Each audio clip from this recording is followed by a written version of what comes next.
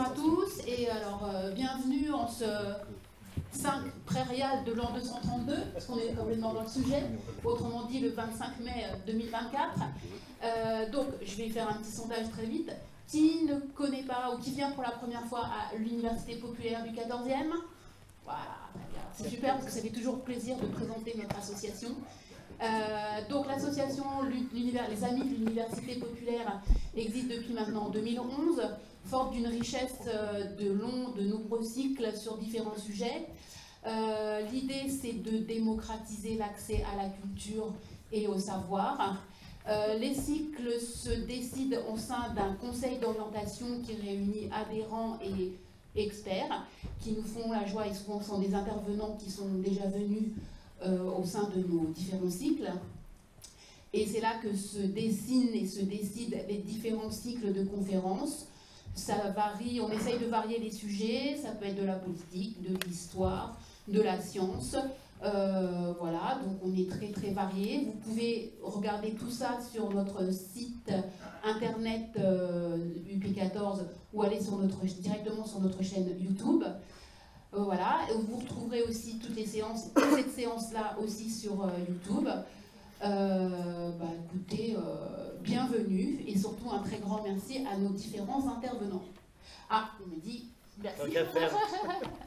Oui, alors déjà, effectivement, quelque chose de très très pratique. Donc déjà le 15 juin, vous pouvez déjà tous noter qu'à partir de 10h30, on est rendez-vous au square Patulle pour une promenade sur la petite ceinture. Alors nous aurons grâce à une biologiste, un historien et un comédien, nous ferons faire, avec le Théâtre 14, avec le partenariat avec le Théâtre 14, nous vous proposerons une petite balade sur la ceinture, à la fois sur sa biodiversité, sur son histoire, émaillée de différentes petites scènes, voilà, avec un comédien. Donc ça, c'est une première chose. Deuxième chose, à l'entrée, merci à ceux qui ont tous émargé, on vous a remis des petites fiches bilan.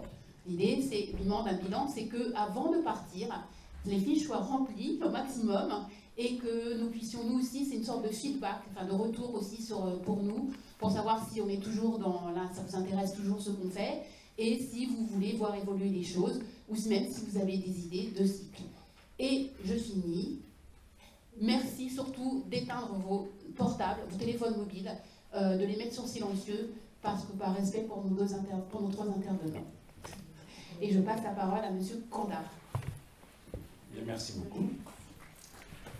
Bonjour à tous. Donc, Gilles Candard, les organisatrices et organisateurs de l'Université populaire m'ont demandé de modérer, comme on dit maintenant. Dans mon jeune temps, on disait animer. En tout cas, je vais essayer de vous interroger sur Robespierre. Donc, vous êtes deux grands spécialistes universitaires, historiens de la Révolution française, Hervé Levers, biographe de Robespierre, et Paul Chopin, historien de la Révolution, et plus particulièrement, je crois, des aspects religieux et, disons, de l'histoire culturelle de la Révolution et de la période. Moi, je ne suis pas du tout historien de la Révolution, ça me permet de jouer parfois le rôle du naïf, puisque je travaille plutôt sur la fin du 19e siècle et le début du 20e siècle, la Troisième République, le socialisme, Jean Jaurès, etc. Comme vous le savez, Jaurès a écrit une histoire de la Révolution française où il a beaucoup parlé de Robespierre, et évidemment, peut-être l'occasion de revenir sur l'image de Robespierre dans la gauche, et au-delà d'ailleurs dans l'ensemble de la politique française au XIXe siècle, au XXe siècle et aujourd'hui. Et justement, c'était un petit peu ce que je pensais pour commencer nos échanges. Alors on va essayer pendant une heure de parler, enfin de vous écouter, et puis après, je vous rassure, il devrait y avoir une heure où c'est vous qui poserez des questions, qui interviendrez, et le dialogue s'élargira.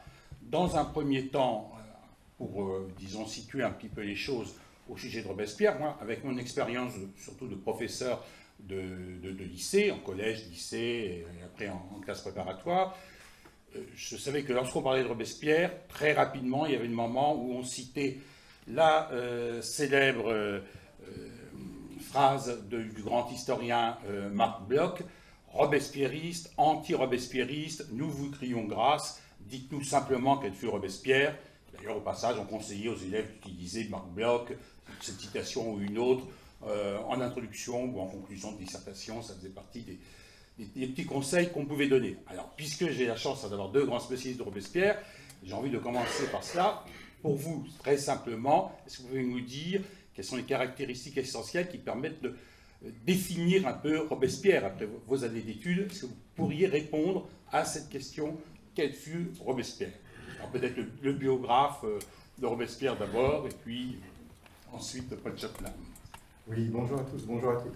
Alors c'est une question très large, et c'est vrai que la question à elle seule embrasserait finalement l'ensemble des échanges qu'on pourrait avoir aujourd'hui. Alors je répondrai non pas en esquissant une biographie de ce personnage que vous connaissez, un avocat d'Ancien Régime, un rageois, qui devient député aux États généraux et donc député à l'Assemblée constituante, qui reste à Paris ensuite et qui devient l'un des grands hommes de la Convention nationale jusqu'au moment où il est arrêté et décapité à l'été 1794. Ce que je dirais peut-être, c'est que la question de Marc Bloch reste une question d'actualité, parce qu'il y a finalement deux types de regards sur le personnage. Il y a le regard mémoriel, celui qui est présent notamment dans le débat public, où lorsque Robespierre revient, c'est un Robespierre qui divise, un Robespierre qui finalement renvoie à des héritages que l'on accepte ou que l'on n'accepte pas, à une vision de l'histoire de France que l'on défend ou que l'on attaque. Et de ce point de vue-là, Robespierre continue à être un personnage qui dit beaucoup plus que sa propre existence. À lui seul, il invite au débat, non pas au débat sur un homme, mais au débat finalement sur une époque. Et parler de Robespierre, très souvent, c'est parler de la Révolution. Et même parler de Robespierre, le plus souvent, c'est parler de l'époque tragique, dite de la terreur, en 1793-1794. Et ça reste. Et ça a toujours été comme ça. Ça a été comme ça dès le début de la Révolution française. Avant même ces années 93-94, Robespierre est un personnage qui divise. Et puis, il y a le regard des historiens. Et de ce point de vue-là, je crois que, et Paul me dira s'il voit les choses de la même manière, depuis une quinzaine d'années à peu près, le regard des historiens s'est très nettement apaisé sur ce personnage. Les historiens, enfin, je pense, mais je suis jugé parti, donc je ne suis pas nécessairement le mieux placé pour juger, mais je pense qu'ils prennent peut-être davantage de recul, ils arrivent à analyser les choses avec un vrai recul historique, et que ce soit en Australie, je pense à Peter McPhee, que ce soit en France, également avec Jean-Clément Martin qui a travaillé sur le personnage, il y a finalement un accord de fond sur la manière d'analyser le personnage. Et là, on a un décalage très fort entre la mémoire, qui reste une mémoire très clivée sur le personnage aujourd'hui, et le travail des historiens, qui finalement est assez unanime, avec une prise de distance qui permet d'analyser plus sereinement ce qu'a été ce personnage à l'époque de la Révolution. Merci. Oui, moi je suis tout à fait d'accord avec ce que vient de dire Hervé. J'ajouterais juste que Robespierre, c'est le cas d'école d'un objet historique dans toute sa complexité.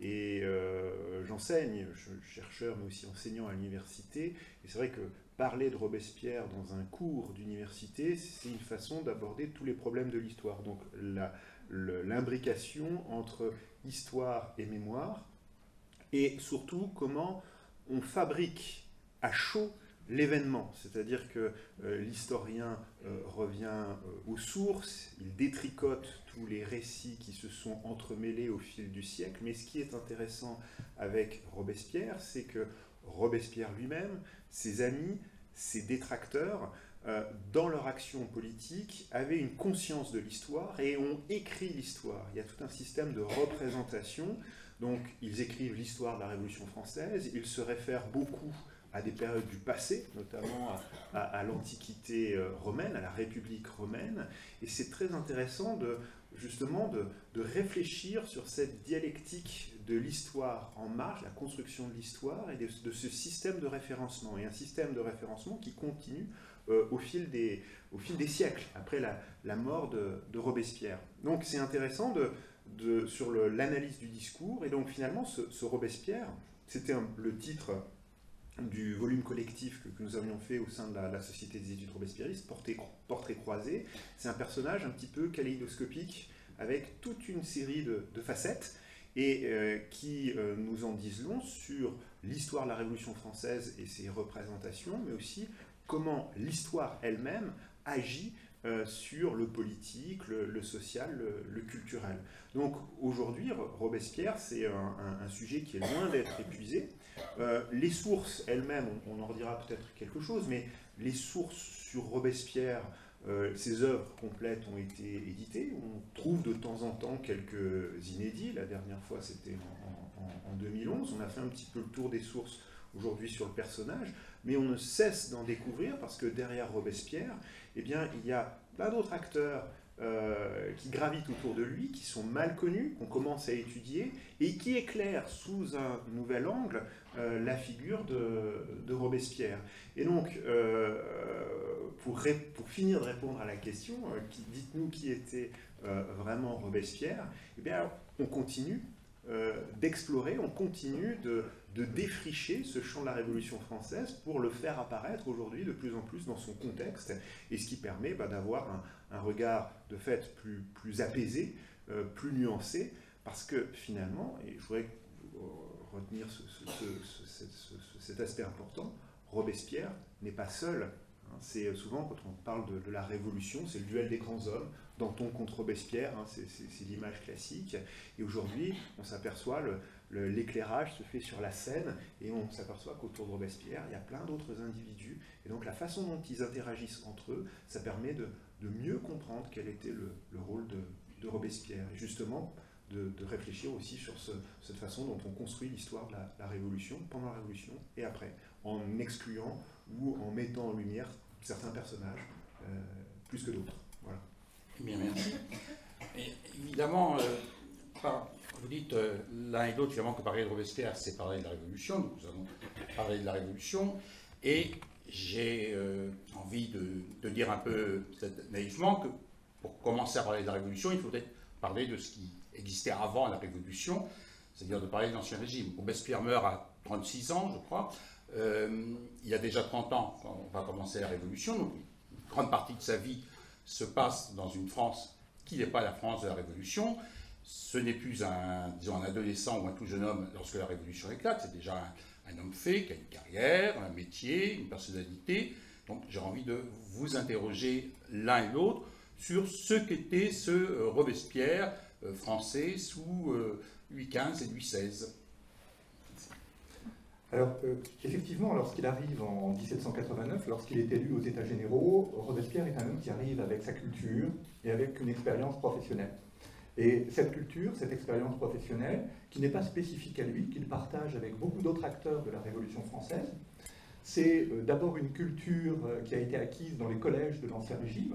Les collèges, c'est l'équivalent de notre enseignement secondaire, c'est le collège et le lycée actuel. Dans ces établissements, on apprend à lire et on apprend la culture d'abord par l'apprentissage des langues anciennes, surtout le latin et accessoirement le grec. Et on apprend ainsi dans des textes anciens qui renvoient vers notamment la République romaine dont a parlé Paul Chopin, qui marquent considérablement les contemporains. Et on va le voir tout à l'heure en parlant de la Révolution, ce souvenir de la République romaine est omniprésent chez les hommes de cette époque. Il y a la culture aussi des Lumières, on est au XVIIIe siècle. Robespierre a lu Mably, Montesquieu, Rousseau et la plupart des grands auteurs de ce temps. Il y a aussi une culture historique qui n'est pas la nôtre. Les hommes du XVIIIe siècle, lorsqu'ils réfléchissent aux grands événements du passé, ils pensent aux guerres de religion, ils pensent aux révolutions anglaises du XVIIe siècle, ils pensent à la révolution américaine qu'ils viennent de connaître. Donc ils ont un horizon historique qui est tout à fait, enfin, et un passé qu'ils connaissent qui est tout à fait différent du nôtre. Et il a également une expérience professionnelle qui est celle d'avocat. Bon, il a fait des études à Paris, il est avocat à Arras. C'est un avocat assez original parce que dans sa ville, il pratique un mode de défense qui est celui des avocats parisiens, donc un mode de défense très offensif dans certains cas, où il n'hésite pas à attaquer les juges inférieurs, où il n'hésite pas à dénoncer les lois. Et cet homme qui est également un membre de l'Académie d'Arras, donc il est à la fois avocat, académicien, il est juge aussi d'une justice seigneuriale, il voudrait être un avocat homme de lettres, comme il y en a beaucoup à la fin de l'Ancien Régime, comme Lacretelle par exemple. Donc il aime écrire, il aime défendre par l'écrit, Et il a des mots qui reviennent très souvent, liberté, bonheur, préjugés. Préjugés, c'est véritablement ce contre quoi il veut lutter. Et comme académicien, comme avocat, il lutte contre les préjugés. Il n'est pas révolutionnaire. Il accepte le monde dans lequel il est, mais il croit que ce monde peut changer, il espère que ce monde va changer. Et il s'engage dans toute une série de causes. Comme académicien, par exemple, il dénonce l'infamie qui frappe non seulement le criminel qui est puni, mais également les membres de sa famille. Comme académicien, il défend le statut des bâtards, des enfants naturels, comme on commence à les appeler, en disant que ces enfants naturels doivent avoir plus de droits. Comme avocat, il dénonce les lettres de cachet qui permettent d'enfermer des personnes sans les juger. Il va défendre aussi le prêt à intérêt, qui est interdit sous l'Ancien Régime, et il considère que c'est une aberration que d'interdire le prêt à intérêt. Il défend les paratonnerres, en montrant par là sa confiance dans la science de son temps. Donc le préjugé, c'est ce qui montre un peu la modernité de cet avocat d'Ancien Régime, qui serait resté avocat, sans doute, si 1789 n'avait pas été ce qu'il a été. Donc c'est un moderne, en quelque sorte, mais un homme de son temps, bien intégré dans sa ville, avec bien sûr des conflits avec certains de ses contemporains, parce que les causes qu'il défend sont des causes qui suscitent parfois le débat, mais ce n'est pas quelqu'un qui est en rupture de banc avec la société, c'est quelqu'un qui a une petite notoriété régionale, qui a eu ses instants de gloire, notamment avec l'affaire du paratonnerre en 1783, où on a parlé de Robespierre dans tous les journaux de France, et où il a eu sa petite étincelle de gloire, mais qui n'a été qu'un éclair de gloire. Donc c'est un homme qui a une vraie notoriété, un vrai talent. Il a quand même fini premier de sa promotion de droit en licence à l'Université de Paris, ce qui n'est pas rien. Donc un avocat de talent, mais un avocat finalement bien inséré dans la société de son temps. Merci.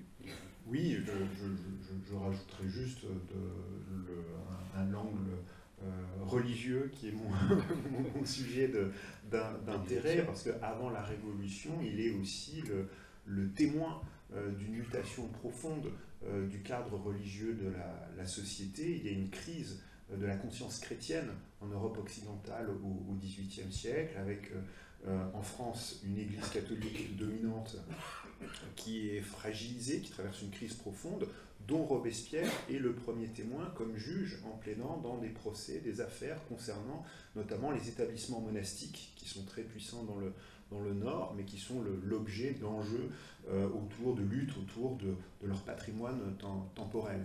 Et donc il fait partie aussi il est catholique, hein, avant la Révolution, mais il fait partie de ces catholiques qui s'interrogent sur la place de la religion dans la société et qui sont amenés à se poser la question d'une évolution de la religion dans une société qui est beaucoup plus ouverte.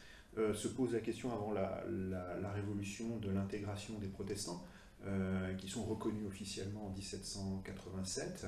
Et on voit bien que Robespierre, comme d'autres, là ça n'a rien d'extraordinaire, hein, beaucoup d'avocats de son époque sont aussi témoins de ces conflits, voient bien qu'il y a quelque chose qui est en train de changer dans les cadres profonds de la société à travers la crise de l'institution ecclésiastique. Et donc il y a un horizon d'attente d'une réforme de fond de la société et à laquelle il va falloir répondre d'une façon ou d'une autre, mais en rien il n'est un révolutionnaire avant 1789. Il n'y a vraiment rien qui laisse entendre qu'il aurait été plus visionnaire qu'un autre. Voilà. Merci. Alors, avant de prolonger, je me permets une petite incident, disons, égocentré. Ce qui me frappe en vous écoutant, c'est que finalement, ça décrit une formation très proche de celle, par exemple, de Jean Jaurès, un siècle après. Enfin, le collège, le brillant élève, la culture latine et gréco-romaine, les références aux guerres de religion essentielles. On a l'impression que ce monde a duré longtemps. La difficulté est peut-être que justement, pour en parler et pour l'expliquer, nous vivons maintenant dans une société et une culture où les choses, évidemment, sont assez différentes. Enfin, je referme ma petite parenthèse égoïste et j'en reviens à notre héros d'aujourd'hui, qui est Robespierre, donc, que vous avez présenté jusqu'en 1789. Donc, il va, et évidemment, comme on peut penser beaucoup de gens de sa situation, être partie prenante de ce qui se passe en France à partir de 1789. Ce qui m'a frappé en vous disant un peu l'un et l'autre, c'est que je me suis demandé si il y avait un sens ou non de se demander si Robespierre, acteur de cette histoire, intervenait davantage en intellectuel ou en politique. Alors, je ne sais pas si cette interpellation a un sens. C'est peut-être parce qu'on se la pose parfois pour Jaurès ou pour d'autres socialistes du début du siècle. Hein, comment caractériser leur comportement, leur action. Mais je me suis demandé s'il n'y avait pas finalement plusieurs façons de participer à la Révolution, et si, s'agissant de Robespierre, on n'avait pas souvent le sentiment qu'à la fois, il est évidemment un des acteurs essentiels du phénomène révolutionnaire, et en même temps, on a parfois l'impression que le souci chez lui, c'est de définir l'analyse appropriée, l'analyse juste, d'écrire de bons articles, ou de prononcer le bon discours, et d'être un petit peu à côté de ce qui est le comportement attendu de notre politique, et aussi de savoir quelle est la réponse qui va permettre d'avoir le meilleur résultat en termes de position de pouvoir, ou d'être en mesure ou non de faire triompher tel ou tel point. Mais peut-être que, parlant de la Révolution française, cette interpellation n'a pas trop de sens. J'aimerais avoir votre avis. C'est vrai que les deux termes, bon, particulièrement le terme d'intellectuel, avant Zola, en tant qu'historien, on fait attention, on l'emploie de temps en temps. Hein. Et puis les historiens l'ont adopté pour le XVIIIe siècle, je pense à Antoine Dupuy, voire au Moyen-Âge. Voilà, voire au-delà. Mais c'est vrai que c'est une notion qui prend sa pleine mesure à la fin du XIXe siècle. De la même manière, la fonction politique, la profession politique, apparaît dans les décennies qui vont suivre la Révolution. Et de ce point de vue-là, on est encore à la fin du XVIIIe siècle dans un monde différent.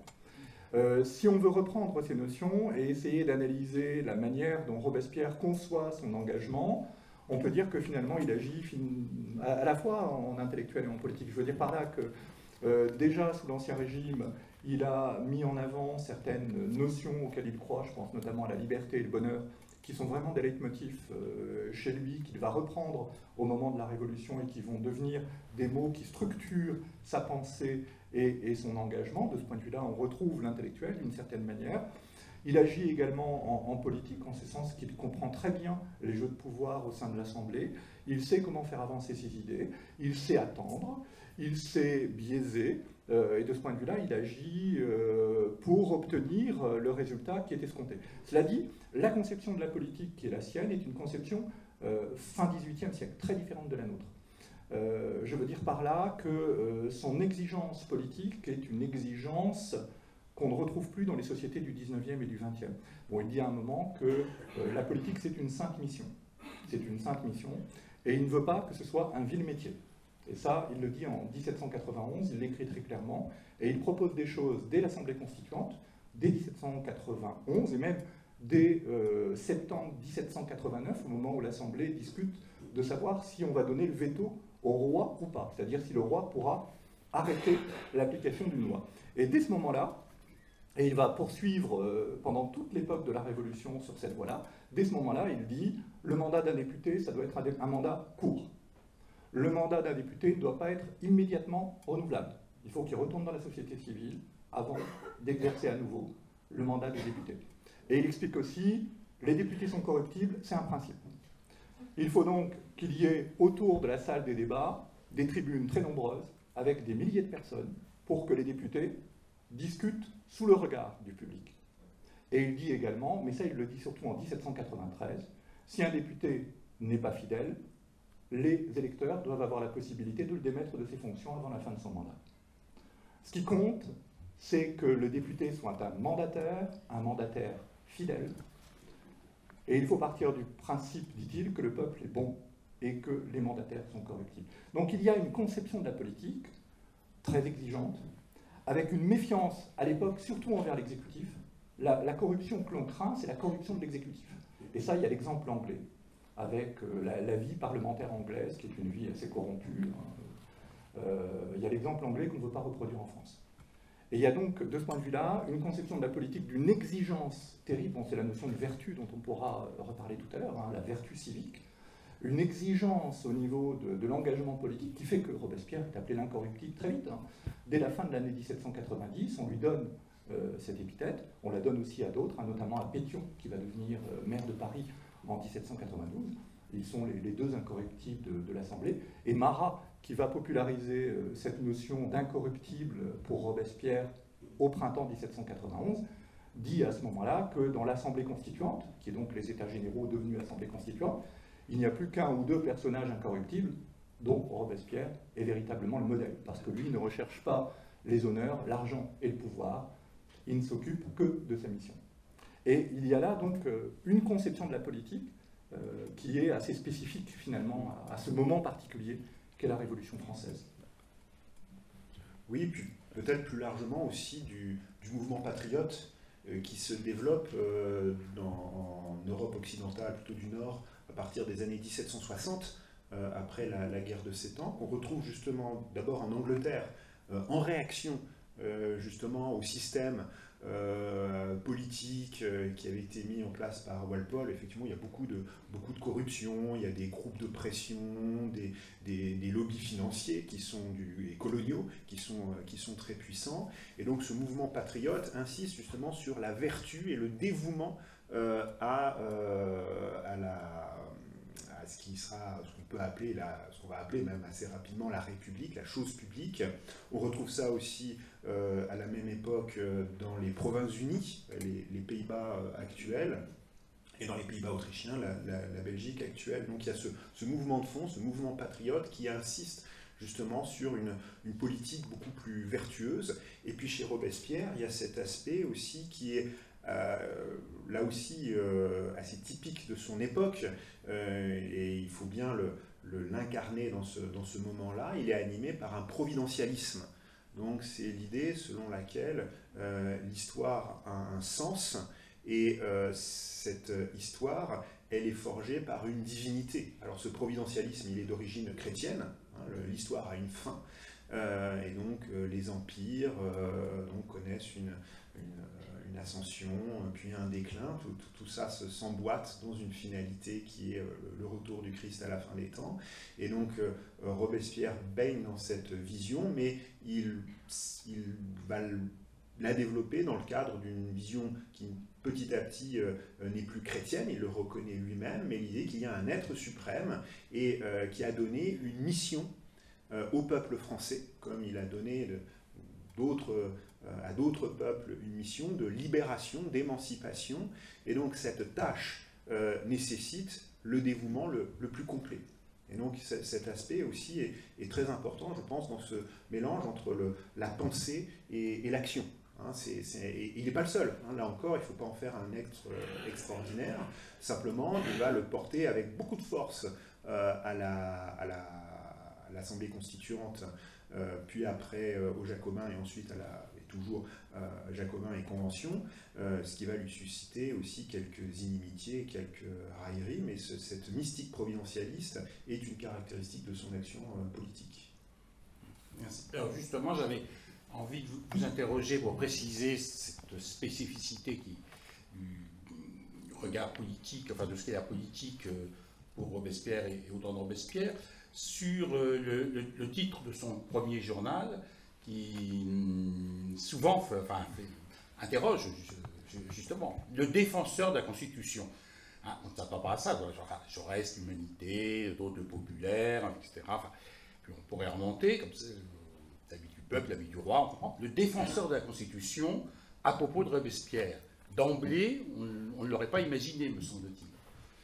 Non, effectivement. Alors, il publie ce journal à partir du printemps 1792 et jusqu'en août 1792. On est dans une situation où, pour certains, la Révolution est terminée. La Révolution est terminée pour certains parce qu'en septembre 1791, à la fin de l'Assemblée constituante, une constitution a été adoptée. Le roi a été maintenu à la tête de l'État, mais c'est vrai que c'est un roi qui représente avant tout le pouvoir exécutif qui est à la tête de cet État. Robespierre n'était pas favorable à cette solution. lorsque le roi a pris la fuite, au mois de juin 1791, Robespierre a espéré à un moment la destitution du roi. Pour faire quoi à la place? Il ne le dit pas très précisément, mais s'il y avait eu une république à l'été 1791, il n'aurait pas été contre. Et pourtant, quelques mois plus tard, il publie ce journal qui s'appelle Le Défenseur de la Constitution, parce qu'il est légaliste, parce qu'il considère que cette Constitution a été adoptée, et que de toute façon, le plus important, ce n'est pas la Constitution. Le plus important, c'est la Déclaration des droits de l'homme et du citoyen qui la précède. Ça, c'est véritablement le texte sacré. La Constitution, elle pourra, dit-il, évoluer avec le temps. Elle évoluera avec le temps. Mais ce qui ne changera pas, ce sont les principes qui sont dans la Déclaration des droits. Et ce défenseur de la Constitution, c'est la défense de l'acquis constitutionnel qui s'explique assez bien lorsqu'on regarde ce qu'est cette Constitution de 1791. La Constitution de 1791, c'est un roi qui ne peut pas dissoudre l'Assemblée, qui n'a pas l'initiative des lois, un roi qui peut simplement apposer un veto pendant 2 mandatures successives, pendant 4 ans, donc qui peut s'opposer éventuellement à l'application d'une loi. C'est un roi qui ne peut pas déclarer la guerre de sa propre décision. Il peut proposer de déclarer la guerre à l'Assemblée, mais c'est l'Assemblée qui décide. Il n'envoie pas comme ça, en annonçant le lendemain, j'ai envoyé mes troupes sur tel pays. Non, ça, c'est pas possible. Donc c'est un roi qui finalement, pour prendre un exemple contemporain, a nettement moins de pouvoir qu'un président de la Ve République. Alors il n'y a pas de comparaison. Autrement dit, on est dans un système qui, pour les hommes de la fin du XVIIIe siècle, on est dans un système qui est déjà un système républicain. Robespierre écrit à l'été 1791 que la constitution actuelle, c'est une république avec un monarque. Une république avec un monarque. C'est-à-dire, il y a un exécutif, c'est un roi, après tout, un roi, on le contrôle. Ce qu'il craignait avant tout, c'est qu'un général prenne sa place. Il pensait à Lafayette, et il n'avait vraiment pas envie de voir Lafayette comme président de la République à la place du roi. Il préférait un roi. Donc, si vous voulez, le régime tel qu'il est mis en place, pour quelqu'un comme Robespierre, c'est déjà un régime républicain. C'est déjà un régime républicain parce que les pouvoirs appartiennent à l'Assemblée. C'est l'Assemblée. Et une Assemblée qui est renouvelée très souvent. Donc, la souveraineté, elle est respectée. Et finalement, c'est quelque chose qu'il peut défendre. La Constitution telle qu'elle existe à l'époque, elle peut défendre parce que finalement, fondamentalement, elle met déjà en place en France un régime républicain, même si c'est un régime républicain qui respecte la personne du roi et qui accepte que le roi détienne encore l'exécutif. Oui, puis le défenseur de la Constitution, c'est aussi dans une ligne éditoriale qu'on peut retrouver chez Marat, l'ami du peuple, c'est aussi l'idée d'une défense des intérêts de la nation, de la probité, justement, face aux corrompus, face aux ambitieux. Donc cette notion de défenseur, c'est aussi de se mettre au service de la nation. C'est une conception du journalisme. L'homme politique, souvent, à cette époque, est aussi journaliste, rédacteur ou contributeur à un journal, à la presse, parce que aussi, il faut bien voir la sphère politique de cette époque. On pense beaucoup à Paris, mais à travers cette presse, ces idées sont diffusées, lues dans les départements et notamment dans les sociétés politiques qui sont abonnés à ces titres. Et c'est comme ça aussi qu'on connaît Robespierre et qu'après son départ de la Constituante, comme les autres constituants, il a été inéligible, mais il reste une célébrité politique à Paris en étant membre du Club des Jacobins et en parlant aux Jacobins, mais aussi une personnalité politique à travers son journal. Et puis je terminerai juste en disant qu'aussi, on voit bien cette fonction de défenseur des intérêts du peuple.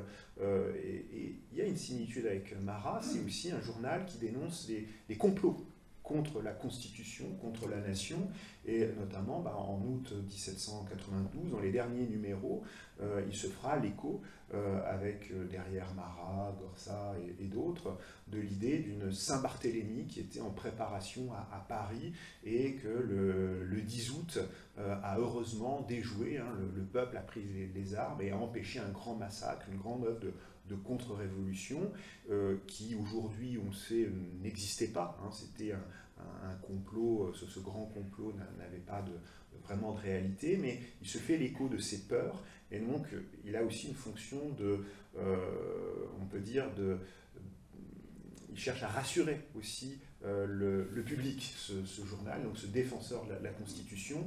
L'idée clé, c'est aussi celle de la clairvoyance, de celui qui sait, on retrouve un petit peu, enfin ça annonce ce qui sera plus tard son rôle, celui de guide dans la tourmente. C'est-à-dire qu'on a une actualité troublée, pleine d'incertitudes, et donc le défenseur de la Constitution, c'est aussi celui qui éclaire le chemin de la nation. Et peut-être juste un mot pour compléter, effectivement, pour reprendre le contexte, on est au printemps 92, hein, comme on l'a dit tout à l'heure. Au printemps 92, Robespierre n'est plus député. Donc il n'a plus la tribune de l'Assemblée, et il est en plein conflit avec ceux qu'on appelle les Brissotins, sur une thématique centrale qui est: est-ce que la France doit déclarer la guerre à l'Autriche? Et c'est une tribune qui s'offre à lui pour exprimer ses opinions alors qu'il n'est plus à l'Assemblée nationale. Bon, ça, pour aller au-delà du titre même, qui permettait de revenir sur la pensée politique du personnage, mais pour comprendre le contexte, en fait, on a beaucoup de députés et de non-députés qui sont journalistes pendant quelques mois à cette époque-là. Le journal, c'est vraiment un média essentiel pour transmettre ses opinions au public et, comme l'a dit Paul, pour diffuser ses opinions dans l'espace entier, notamment par l'intermédiaire des clubs. Alors justement, au printemps 1792, vous avez évoqué un peu le dissout, Saint-Barthélemy, des accords avec Brissot. Disons que la Révolution française est confrontée à quelque chose de terriblement difficile, qui est la guerre, et avec la guerre, l'irruption, je dirais, d'une violence à une dimension qui n'était pas connue auparavant. Évidemment, en 1989, 90, 91, il y a des événements de temps en temps avec des morts de part et d'autre, mais disons que on en fait assez vite le décompte. Ça n'a rien à voir avec ce qui va arriver à partir du moment où la France va se retrouver en guerre, d'abord avec l'Autriche-Hongrie, puis avec, enfin l'Autriche à l'époque, puis avec les autres monarchies européennes. Et cette entrée de la France en guerre pose aussi d'ailleurs la question en passant de la position de Jaurès face à la guerre, qui est évidemment tout à fait intéressante aussi à analyser et à décrypter. C'est une de ces grandes marques de désaccord avec Brissot et d'autres, pose aussi la question effectivement de la manière dont la Révolution va gérer cette question de la violence à l'extérieur comme à l'intérieur de ses frontières. Et par exemple, en travaillant évidemment sur Jaurès et son histoire de la Révolution, bien que c'est un problème qui ne va pas cesser de hanter tous ceux qui réfléchissent sur la Révolution.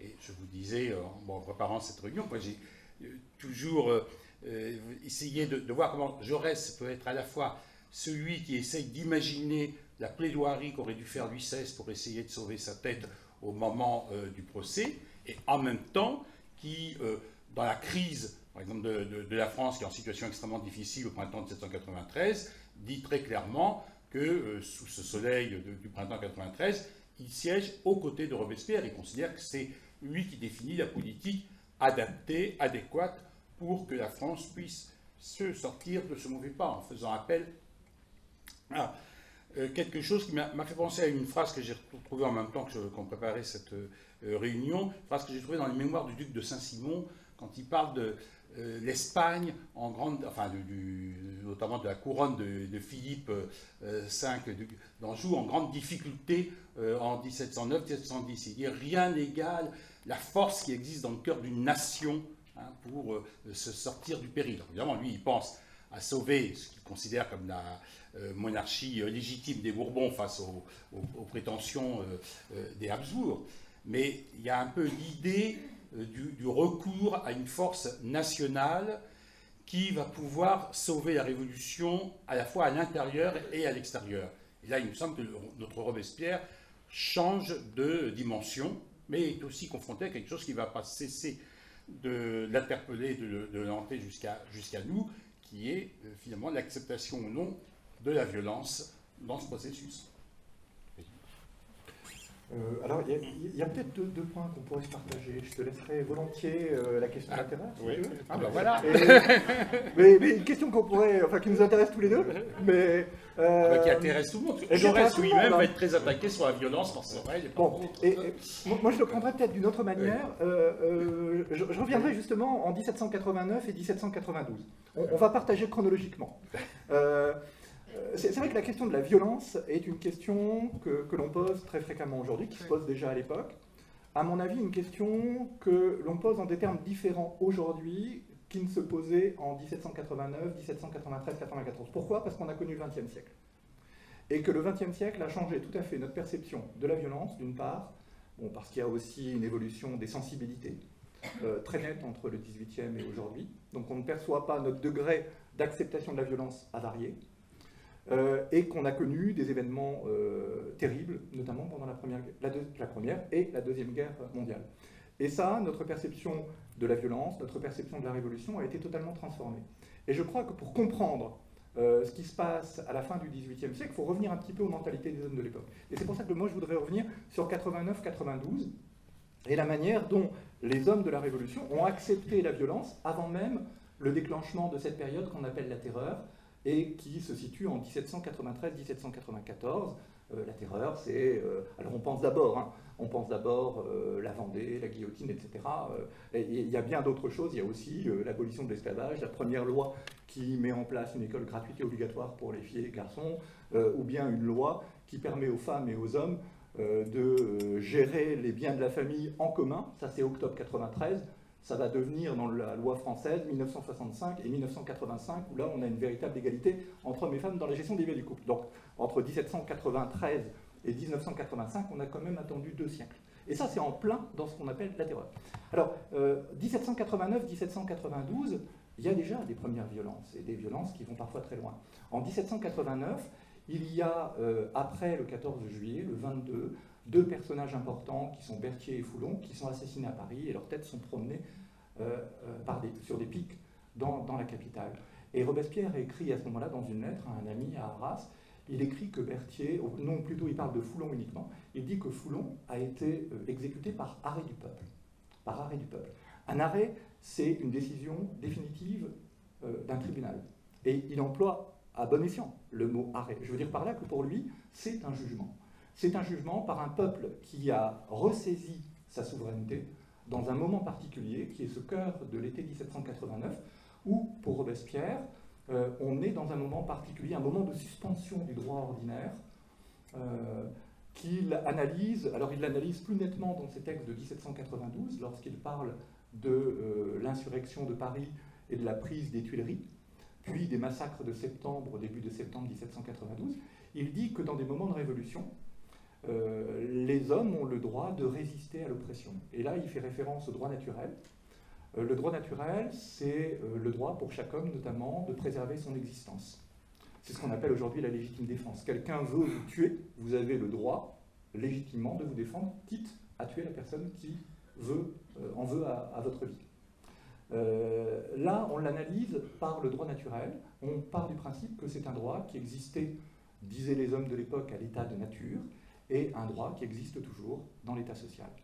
Et les sociétés ont des droits équivalents aux individus.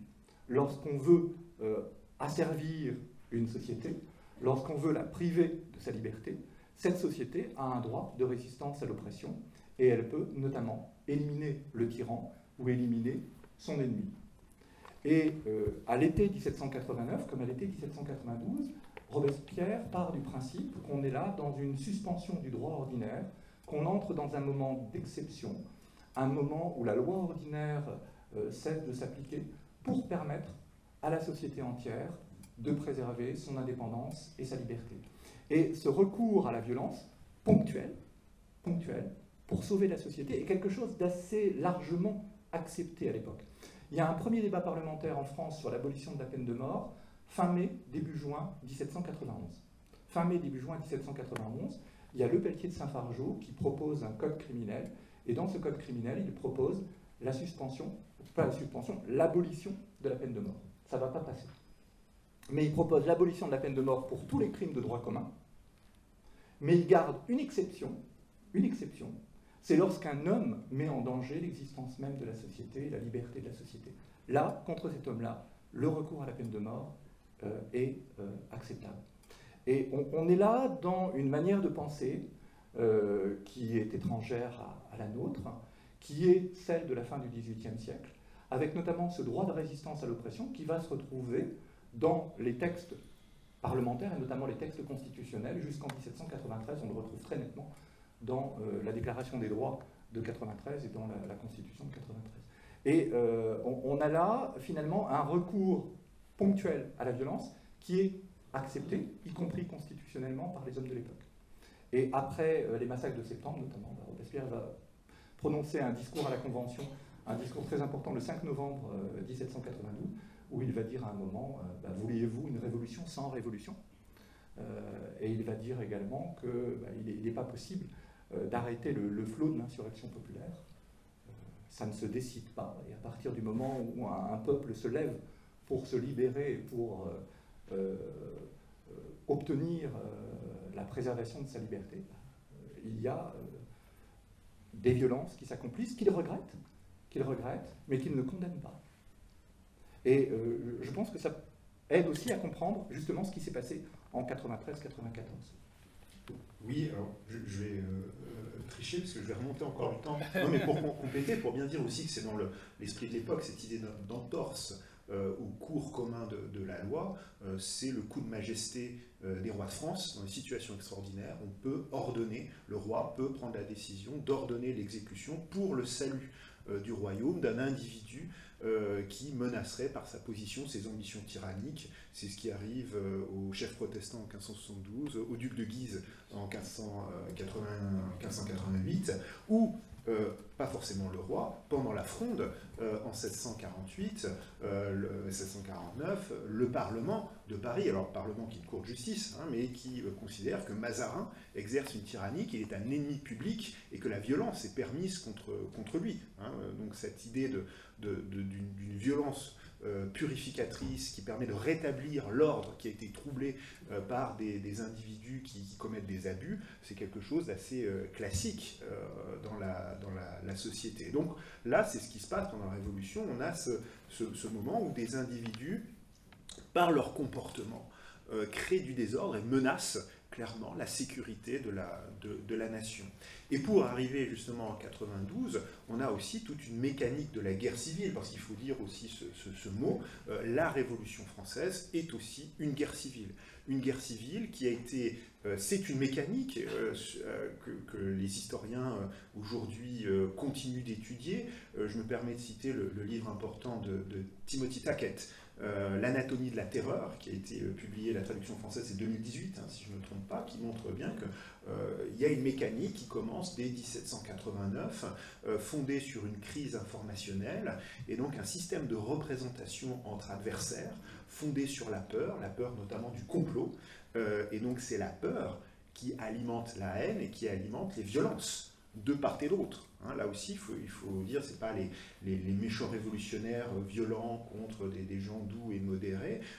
Tout le monde est violent, tout le monde vit dans la peur. Et donc Robespierre fait partie est aspiré par cette mécanique de la guerre civile. Lui-même se fait le relais de ces peurs, et dès 1791, par exemple, il justifie les premières mesures d'exception. Elles ne commencent pas en 1793. Les premières mesures d'exception, c'est en 91, c'est contre les prêtres réfractaires, où on crée une catégorie d'ennemis de l'ordre public, et donc ce sont les décrets de proscription du clergé réfractaire qui subissent ensuite le veto du roi en 91-92. Et donc en 93, Robespierre est dans cette logique de salut public, parce que c'est le mot clé qui va donner son nom au fameux comité en 1793. Il faut sauver la nation du péril intérieur, du péril extérieur, et donc l'urgence de la situation fait que la violence est inévitable, parce que en face, les ennemis sont implacables. Et ce qui sert de justification à cette violence, qui est au cœur de la logique sacrificielle de 93-94, c'est l'exemple des martyrs de la liberté, le député Lepelletier de Saint-Fargeau, qui est assassiné le soir du 20 janvier 93, la veille de l'exécution de Louis XVI par un partisan du roi, et puis Marat, vous connaissez, assassiné dans sa baignoire, ou à Lyon, le juge Chalier, donc c'est les trois grands martyrs de 93, et donc ces martyrs sont l'emblème de cette république agressée par des individus qui n'ont aucune pitié, et donc face à eux, la violence est le seul recours. Ces martyrs, ce sont aussi, pardon j'oublie, on le voit aussi dans les discours parlementaires, ce sont aussi les soldats qui tombent sur le front extérieur, mais qui aussi tombent sur le front intérieur, en Vendée ou dans le Midi, quand une autre guerre civile s'incruste dans la première guerre civile. La première guerre civile, c'est la guerre civile entre républicains et royalistes, donc les Vendéens par exemple, mais vous avez aussi une guerre civile entre factions républicaines, entre les pro-montagnards et les pro-girondins, ce qu'on va appeler la révolte fédéraliste. Et donc là aussi, on prend les armes, et dans les deux camps, on est violent. Hein, la prise de pouvoir par les pro-girondins à Lyon au printemps 93, elle se fait dans la violence. Et Chalier était exécuté par les partisans des Girondins. Donc il faut aussi arrêter de voir les Girondins comme de doux modérés face à des montagnards qui seraient des excités. Il y a une radicalisation commune. Et donc Robespierre s'insère dans ce discours, et dans ce climat de violence. Et simplement, là où je fais peut-être la transition avec ce dont on va parler après, Robespierre, très vite, va chercher aussi à canaliser cette violence. Et ce qui va faire de lui un personnage très influent, un guide, justement, j'insiste sur ce point, sur l'incertitude. N'oublions pas qu'on vit dans un climat de profonde incertitude. Pour beaucoup, la République n'a quelques semaines, quelques mois à vivre à l'été 93, quand il y a le grand assaut généralisé intérieur et extérieur. Et donc Robespierre apparaît par ses discours où il montre sa clairvoyance face aux conspirateurs, où il essaye de donner une ligne politique pour justement cadrer cette violence, faire une violence aussi qui soit juste, fait qu'il est suivi par beaucoup de députés, qui va devenir ce personnage de premier plan à partir de l'automne 93. Il est un petit peu l'oracle de la Révolution, je ne sais pas si on peut utiliser ce terme, mais en tout cas, il a su capter l'attention d'une majorité à la Convention justement en ayant un discours convaincant sur la violence et sur ses usages. Convaincant jusqu'à une certaine limite au printemps 94. Alors oui, on vous suit bien on comprend sur les principes et actions de Robespierre, et justement, on a envie peut-être de savoir si on peut approcher de ce qu'aurait été pour Robespierre une France, disons, républicaine, révolutionnaire, une fois la victoire obtenue. Est-ce que on peut préciser, parce qu'après tout Robespierre va être après invoqué dans des milieux assez différents dans la vie politique, est-ce qu'on peut approcher de ce qu'aurait été une France avec un Robespierre cadra quinquas sexa septuagénaire, qui aurait éventuellement été réélu à la tête de l'État, et qui aurait pu avoir une action politique au long cours, plus que 2 mandats de 5 ans. Qu'est-ce que ça aurait pu donner? S'il avait été fidèle à ses principes, et je crois qu'il aurait été, il aurait refusé déjà une réélection après la Convention nationale, enfin logiquement, vu qu'il refusait à tout prix l'idée d'une profession politique. Je pense que le texte qui correspond le mieux à sa vision de la politique, même si sa vision de la politique a évidemment changé entre 1789 et 1793, il reste fidèle à certains grands principes, notamment à son attachement à une vraie démocratie, mais en même temps, la manière dont il la conçoit évolue avec le temps. Je pense que le texte qui reflète le mieux sa pensée dans sa maturité, c'est sa déclaration des droits qu'il présente à la Convention nationale, son projet de déclaration des droits qu'il présente à la Convention nationale en avril 1793. Donc il présente là un projet qu'il sait qui ne va pas passer, parce qu'il est à ce moment-là en minorité à l'Assemblée, mais on y retrouve ces grands principes auxquels il tient depuis les débuts de la Révolution. Dans le discours préliminaire, comme dans le texte qu'il présente, il y a des idées comme celle du respect majeur du législatif qui doit être véritablement le premier pouvoir, le principe d'un désintéressement obligé des députés pour la défense de l'intérêt général et non pas de l'intérêt de leur province, de leur département, voire de leur intérêt propre à une réélection. Il y a aussi des principes plus fondamentaux au niveau de la société. Il s'y prononce contre l'esclavage et la traite. Alors il ne prononce pas le mot esclavage, mais lorsqu'il fait référence dans son discours préliminaire à ces marchands d'esclaves qui enferment des hommes sur leurs bateaux, et lorsqu'il critique leur perception de la propriété, c'est la traite incontestablement, et c'est sans doute également l'esclavage qu'il dénonce incontestablement, même si l'esclavage va être aboli officiellement en février 1794 et un peu plus tôt dans les colonies à partir du mois d'août 1793 par les représentants à Saint-Domingue, par les commissaires de Saint-Domingue. Donc il y a toute une vision de la société qui est une vision finalement assez moderne par certains côtés, mais j'insisterai là-dessus, également assez traditionnelle par d'autres côtés, qui n'évoque pas nécessairement dans ce point-là. Je pense à un élément notamment qui est assez caractéristique de la fin du XVIIIe siècle et que Robespierre partage. Il est par exemple favorable au mariage. Alors ça peut faire sourire parce que lui-même ne va jamais se marier, mais il propose le mariage des prêtres, parce qu'il pense que le célibat, à partir d'un certain âge, crée des risques de corruption. Et il pense que la meilleure chose pour les domestiques, pour les militaires, pour les curés, c'est un jour ou l'autre de se marier. Ça va perdurer après lui. Hein. Si vous prenez la Constitution de l'an 3, la Constitution de 1795, vous avez deux assemblées. Vous avez un Conseil des 500 où il faut avoir plus de 30 ans, et vous avez un Conseil des anciens où il faut avoir plus de 40 ans. Mais pas simplement plus de 40 ans. Il faut avoir plus de 40 ans, être marié ou veuf. Parce que si à 40 ans vous êtes toujours célibataire, c'est pas nécessairement quelque chose qui incite à la confiance. Donc Robespierre est assez traditionnel de ce point de vue-là. Au niveau de l'exigence morale, il a une vision assez traditionnelle de la société qui peut parfois étonner. Donc de même, là aussi, pour aller contre une idée reçue qu'on a souvent sur Robespierre, il est tout à fait... il est d'une certaine manière libéral en économie. C'est-à-dire qu'il considère que les produits doivent circuler librement en France. Mais attention, il y a des garde-fous qui doivent exister. La spéculation doit être interdite. Mais il n'est pas contre la libre circulation des grains, par exemple, en 1789, parce qu'il considère que c'est quelque chose qui finalement peut être favorable à la société si c'est mis en place de manière raisonnée et encadrée.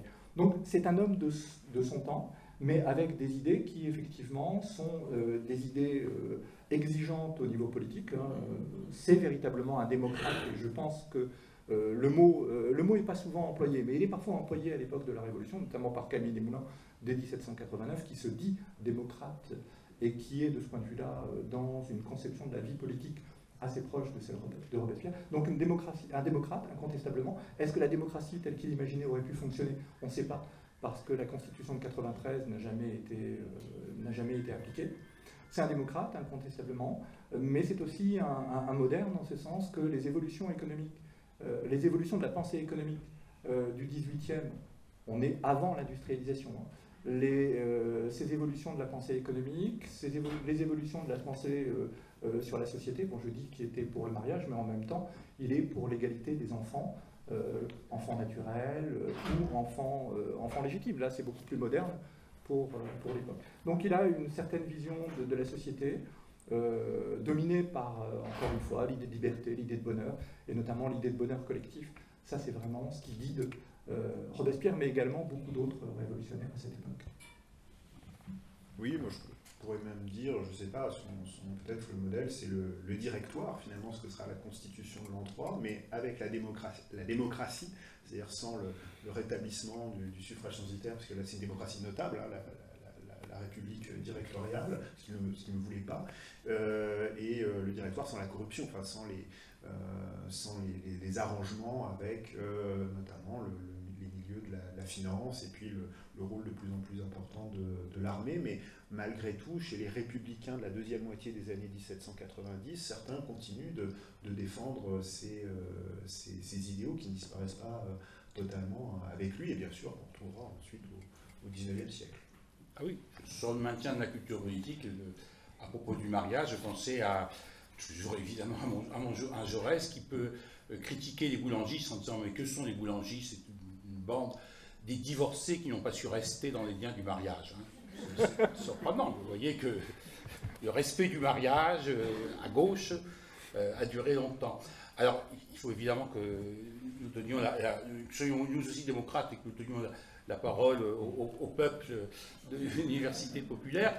Peut-être juste avant, alors, un petit mot sur le fait que Robespierre, dans la mémoire populaire, la mémoire historique, bon, on s'était présenté dans l'annonce de la Réunion, je crois que les choses sont dites un peu de part et d'autre. On est quand même un peu surpris de voir que à Paris, donc c'est souvent discuté, non seulement il n'y a toujours pas de voix Robespierre, il y en a eu une brièvement après la Libération, mais elle a vite disparu. Il y a une infinité de personnages politiques qui ont une place ou une rue à qui on pourrait faire tel ou tel reproche. Surtout Louis XVI a bien un square, je crois. Hein. Oui. Napoléon III aussi a sa place, enfin, et puis bien d'autres exemples, y compris de personnages historiques qui n'étaient pas forcément d'ailleurs des gens à qui on ne pourrait absolument rien reprocher, comme j'ai bien vu quand on passe rue Clotaire, il a tout de même assassiné ses neveux, c'est pas non plus un exemple. Voilà. Et Robespierre, eh bien, c'est difficile, et ça semble parfois de plus en plus difficile, si j'en juge l'évolution des votes au Conseil de Paris. Le timbre-poste qui est donné en exemple à l'université d'aujourd'hui, c'est à l'époque de la Troisième Force, Eugène Thomas, ministre des Postes, socialiste Bontin, etc. Bon, on met Robespierre en avant. Aujourd'hui, j'ai vu qu'au Conseil de Paris, c'était plus le cas. Alors, je ne rentre pas dans la politique, disons, quotidienne, mais qu'est-ce que ça dit finalement de notre société, aussi de notre vie politique, que cette difficulté de prendre en compte le souvenir, la mémoire, l'histoire de Robespierre? C'est souvent l'évolution qui est douloureuse. Bon, j'habite à côté d'Arras, il y a un lycée Robespierre. Oui. C'est le lycée Robès pour les élèves. Quand ils font grève, il y a quelques années, ils avaient fait grève, ils étaient tous regroupés autour du bus de Robès, qui est au cœur de la cour. Ça représentait quelque chose pour eux, et je crois qu'à Arras, personne ne remet en cause l'appellation de ce lycée. Il y en a dans d'autres villes aussi, il y a beaucoup de noms de rues. Mais c'est vrai que quand on veut changer les choses, c'est-à-dire créer une rue Robespierre, quand on veut débaptiser une rue Robespierre, c'est là qu'il y a effectivement des débats, parce que dans notre vie politique actuelle, nécessairement, on pense à tous les échos que peut projeter une image comme celle-là. Je me souviens notamment des débats de 2014. En 2014, il y a eu énormément de débats sur des rues Robespierre. Ça s'était terminé, alors il y en a eu à Marseille, il y en a eu à Belfort, il y en a eu à Manosque. Ça s'est terminé par un match nul, puisqu'à Belfort, ils ont débaptisé la rue Robespierre, et à Manosque, ils ont baptisé une rue Robespierre. Donc un partout en 2014. Mais ça montre que le débat est parfois vif, et les débats avaient été vraiment très chauds. Et c'est vrai qu'à chaque fois qu'au Conseil de Paris, il y a le débat qui intervient sur faut-il nommer une rue Robespierre, bon, finalement, ça se termine par on botte en touche. Mais je me souviens d'un débat, alors je ne me souviens plus de quelle année c'était, mais il y avait deux éléments en discussion. Il y avait une rue Robespierre qui était demandée, et en même temps un parcours Révolution française dans Paris qui devait être adopté. Et finalement, le parcours Révolution française a été adopté. La rue Robespierre n'a pas été,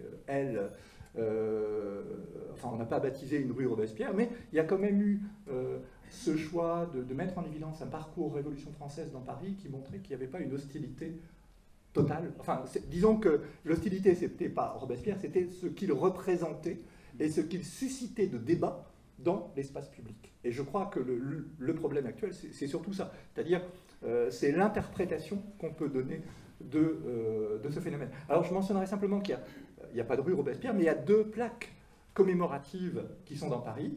Il y en a une rue Saint-Honoré sur la maison qu'il a habitée, la maison des Duplay. Donc là, vous avez une plaque commémorative qui dit qu'ici a vécu Robespierre.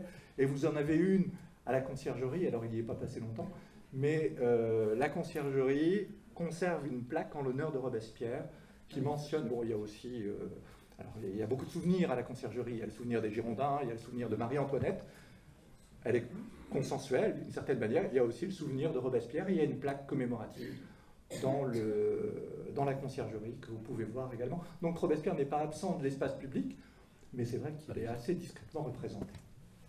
Merci. Moi, je dirais simplement que c'est aussi le reflet de l'état de notre société, qui est une société fracturée, où il y a beaucoup de crispations, notamment autour de la place de l'histoire dans l'espace public, et puis une période voilà, où on ne sait pas, voilà, je pense qu'on en fait tous un peu le constat, qui n'est pas favorable à l'intelligence au sens général du terme, et de la nuance. Et justement, Robespierre, il est emblématique de ça, parce que Robespierre, c'est une figure ambivalente. Il faut le reconnaître, il a participé à cette mécanique de la violence, de la peur, il a joué un rôle central dans la terreur, dans les violences, mais il est aussi quelqu'un qui a été un des pères intellectuels de notre démocratie, qui avait aussi une vision généreuse. Donc il faut avoir l'intelligence de voir ces 2 aspects dans Robespierre, et aujourd'hui c'est compliqué, c'est soit tout l'un, soit tout l'autre, et donc on n'avance pas, et on en reste aux arguments éternels, entre guillemets.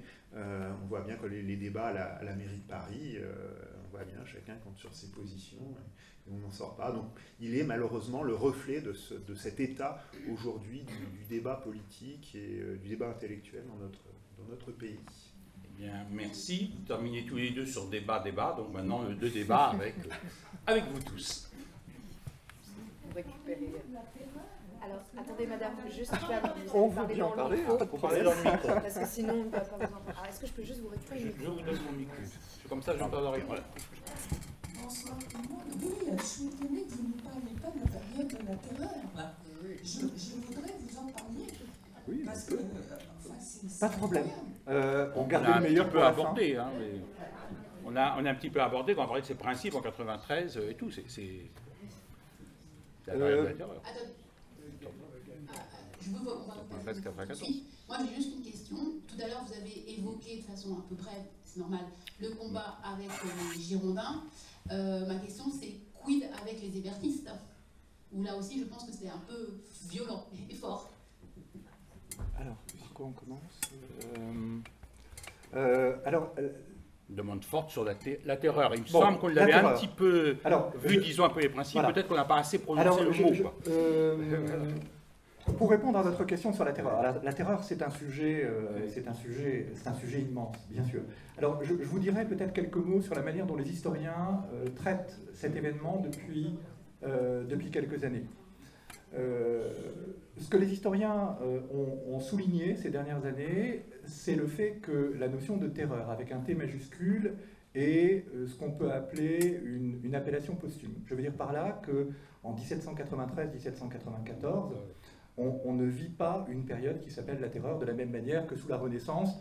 On ne vit pas une période qui s'appelle la Renaissance de la même manière qu'en commençant la guerre de 7 ans, on ne commence pas la guerre de 7 ans, parce qu'on ne sait pas quand ça va se terminer. Donc, ou la guerre de 100 ans.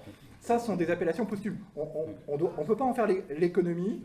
Le Moyen-Âge, bon, c'est le Moyen-Âge, c'est une appellation qu'on donne à la période après. Et la notion de terreur avec un T majuscule, elle apparaît au 19e. Au 19e, parfois on écrit terreur avec une minuscule en italique, parfois on écrit terreur avec un T majuscule. Bon, ça ne change rien au fait. Ça n'enlève pas l'existence de la guillotine, de la Vendée, etc. Mais ça permet de comprendre que cette période n'est pas un choix délibéré au départ, n'est pas un système qui a été construit. C'est un moment dans l'histoire de la Révolution française qui est éminemment complexe. Et nous, ce qu'on explique aux étudiants, c'est que ce moment est un moment qui doit être analysé dans une double perspective. D'une part, dans la perspective de la guerre extérieure, Il y a à la fois une guerre intérieure et une guerre extérieure qui se déroule en France en 1793-1794. La République vient d'être proclamée, elle est fragile, elle est menacée sur toutes ses frontières, elle est menacée également à l'intérieur du territoire par des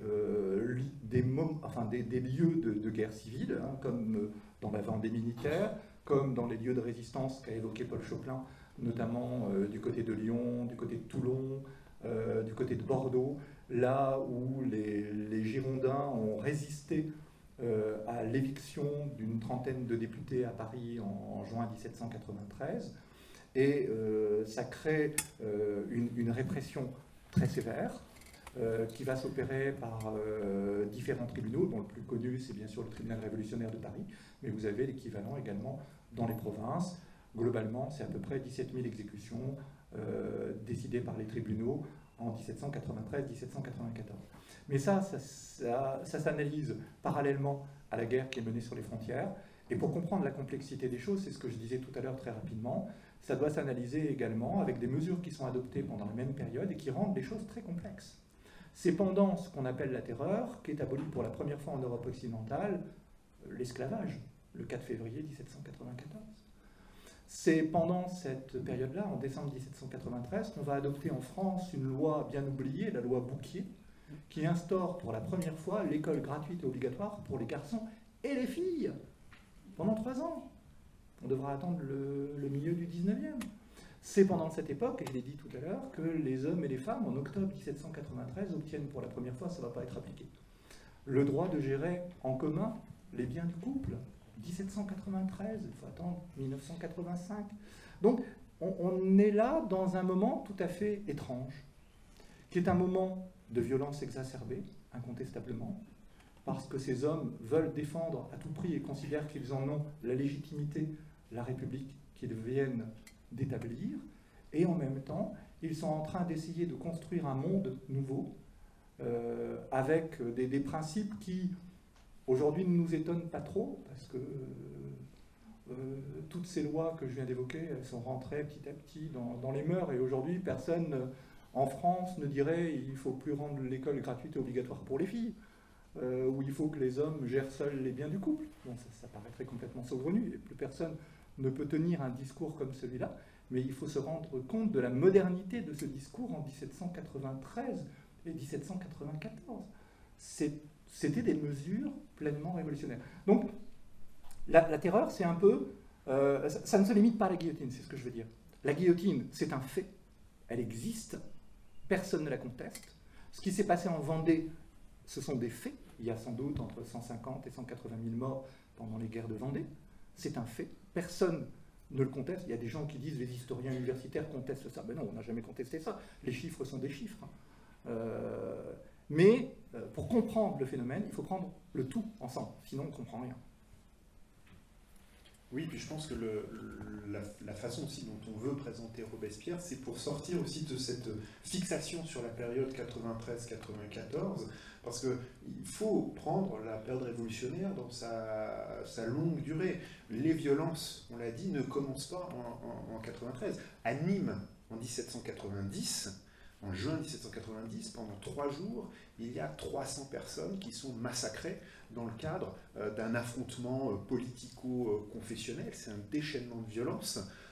Donc les violences ne commencent pas en 93, elles commencent dès le début de la Révolution. Et elles continuent après. Quand on travaille sur le Directoire, c'est une période de guerre civile, avec des violences perlées pendant toute la période, et puis des accès répressifs, notamment en 97, et puis surtout en 99, par exemple dans les environs de Toulouse, à l'été 99, il y a une insurrection, et la répression est extrêmement brutale, et fait plusieurs milliers de morts. Et on l'oublie un peu, et donc aujourd'hui, les historiens disent, voilà, il faut étudier la violence sur toute la période, pas seulement le moment paroxystique de 93-94, et donc voilà, après 94, Robespierre n'est plus là, donc la violence ne se résume pas à Robespierre, on ne peut pas résumer aussi Robespierre à la violence, c'est pour ça aussi qu'on a voulu insister sur les autres aspects de son action.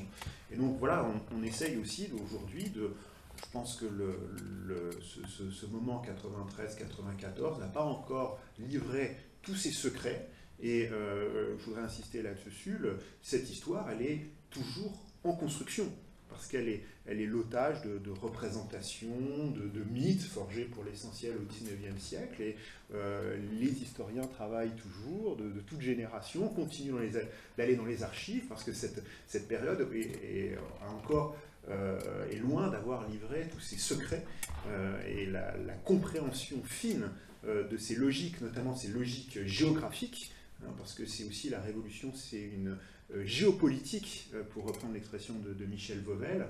On ne vit pas la Révolution au même moment, selon les mêmes rythmes, dans les différents départements français et dans l'Empire colonial français.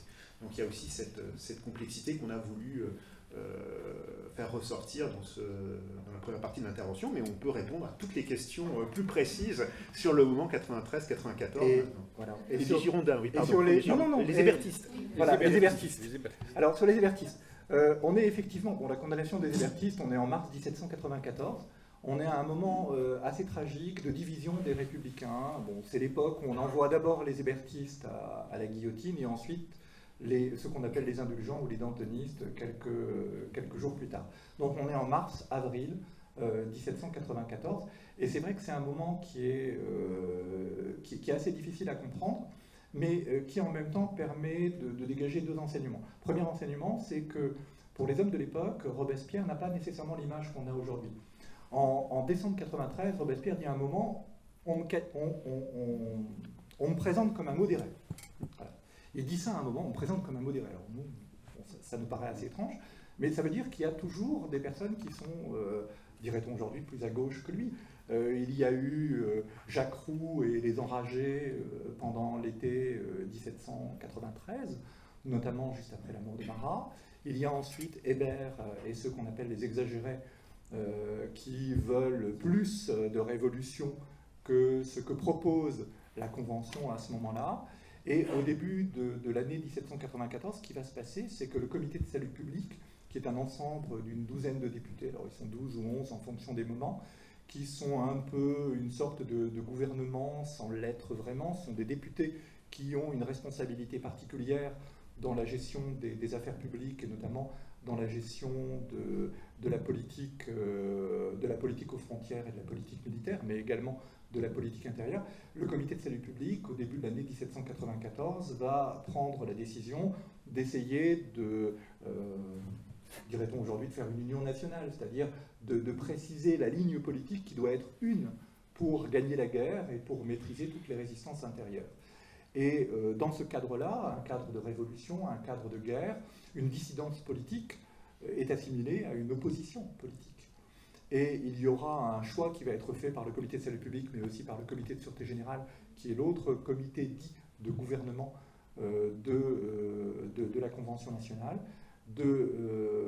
d'éliminer ce qu'on appelle les citras et les ultras, c'est-à-dire ceux qui veulent moins et ceux qui veulent plus, mais ceux qui ne sont pas dans la lignée politique. Et ça va commencer effectivement par les hébertistes qui vont être arrêtés, qui vont être jugés, qui vont être condamnés, puis par les dantonistes qui vont être arrêtés, jugés, condamnés. Alors on est dans un système de répression politique. Hein. Quand on regarde des chefs d'inculpation, on n'y croit pas. Je veux dire par là qu'on va tous les présenter comme des crypto-royalistes, en fait. Ils veulent faire échouer la révolution pour faire revenir l'ancien régime, c'est un peu ce qu'on leur reproche.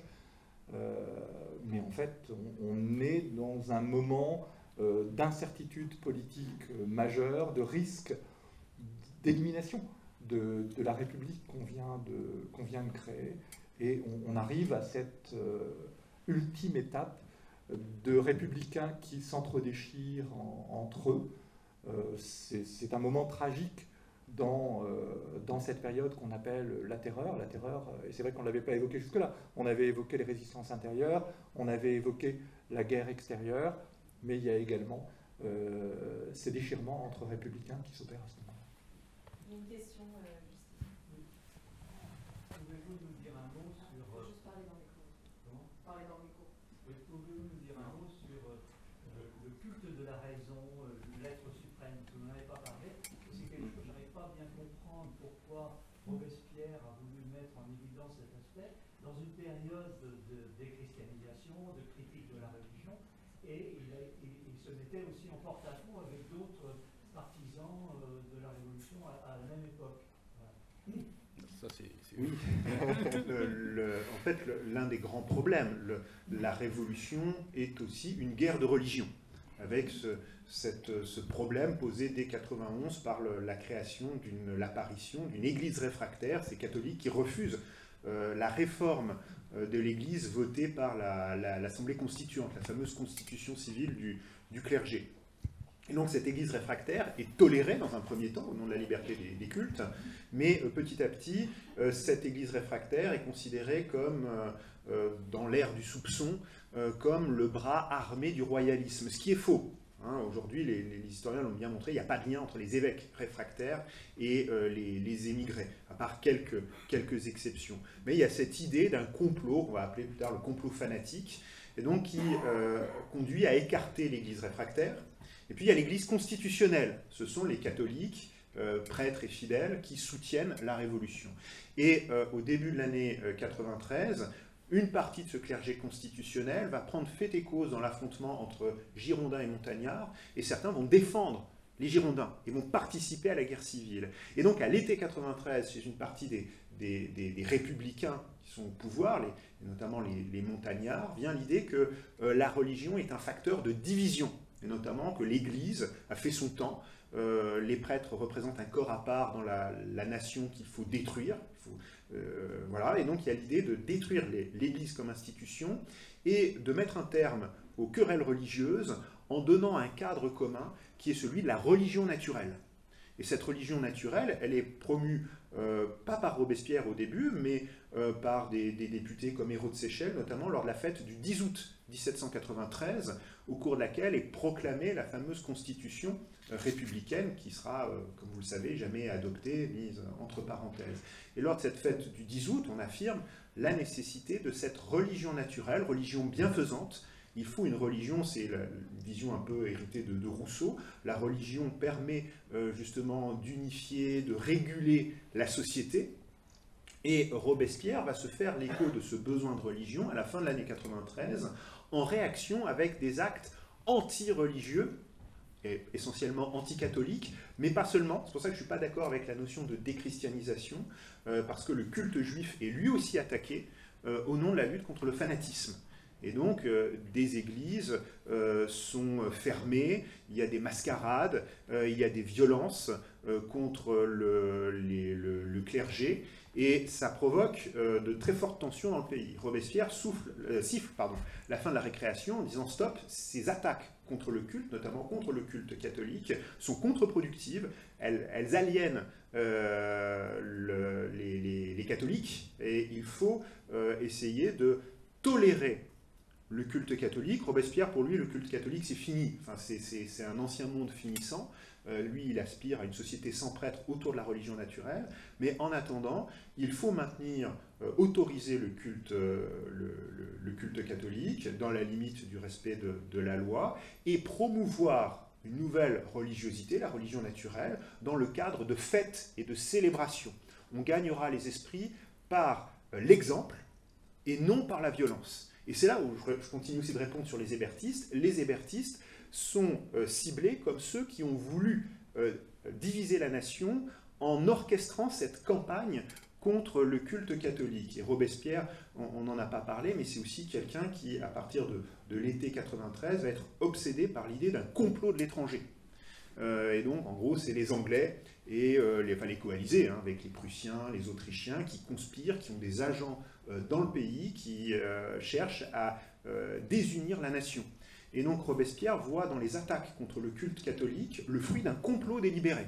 Et c'est comme ça qu'il attaque les hébertistes, qu'il attaque notamment un personnage qui est d'origine, sujet du roi de Prusse, Anacharsis Klotz, présenté comme le maître d'œuvre, avec Chaumette aussi, le procureur de la commune de Paris, le maître d'œuvre de ce complot visant à instrumentaliser les querelles religieuses pour diviser la nation. Et donc j'en arrive et je termine.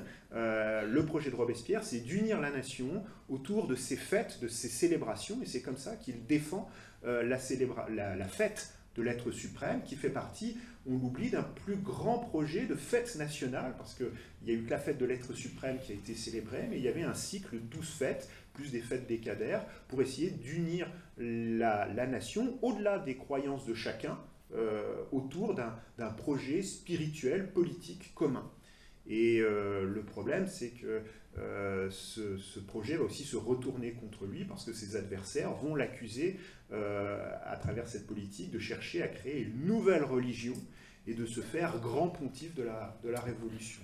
Et donc ça va aussi être un des moteurs de sa perte à l'été 94. Voilà, j'espère avoir résumé clairement les enjeux de ce sujet important.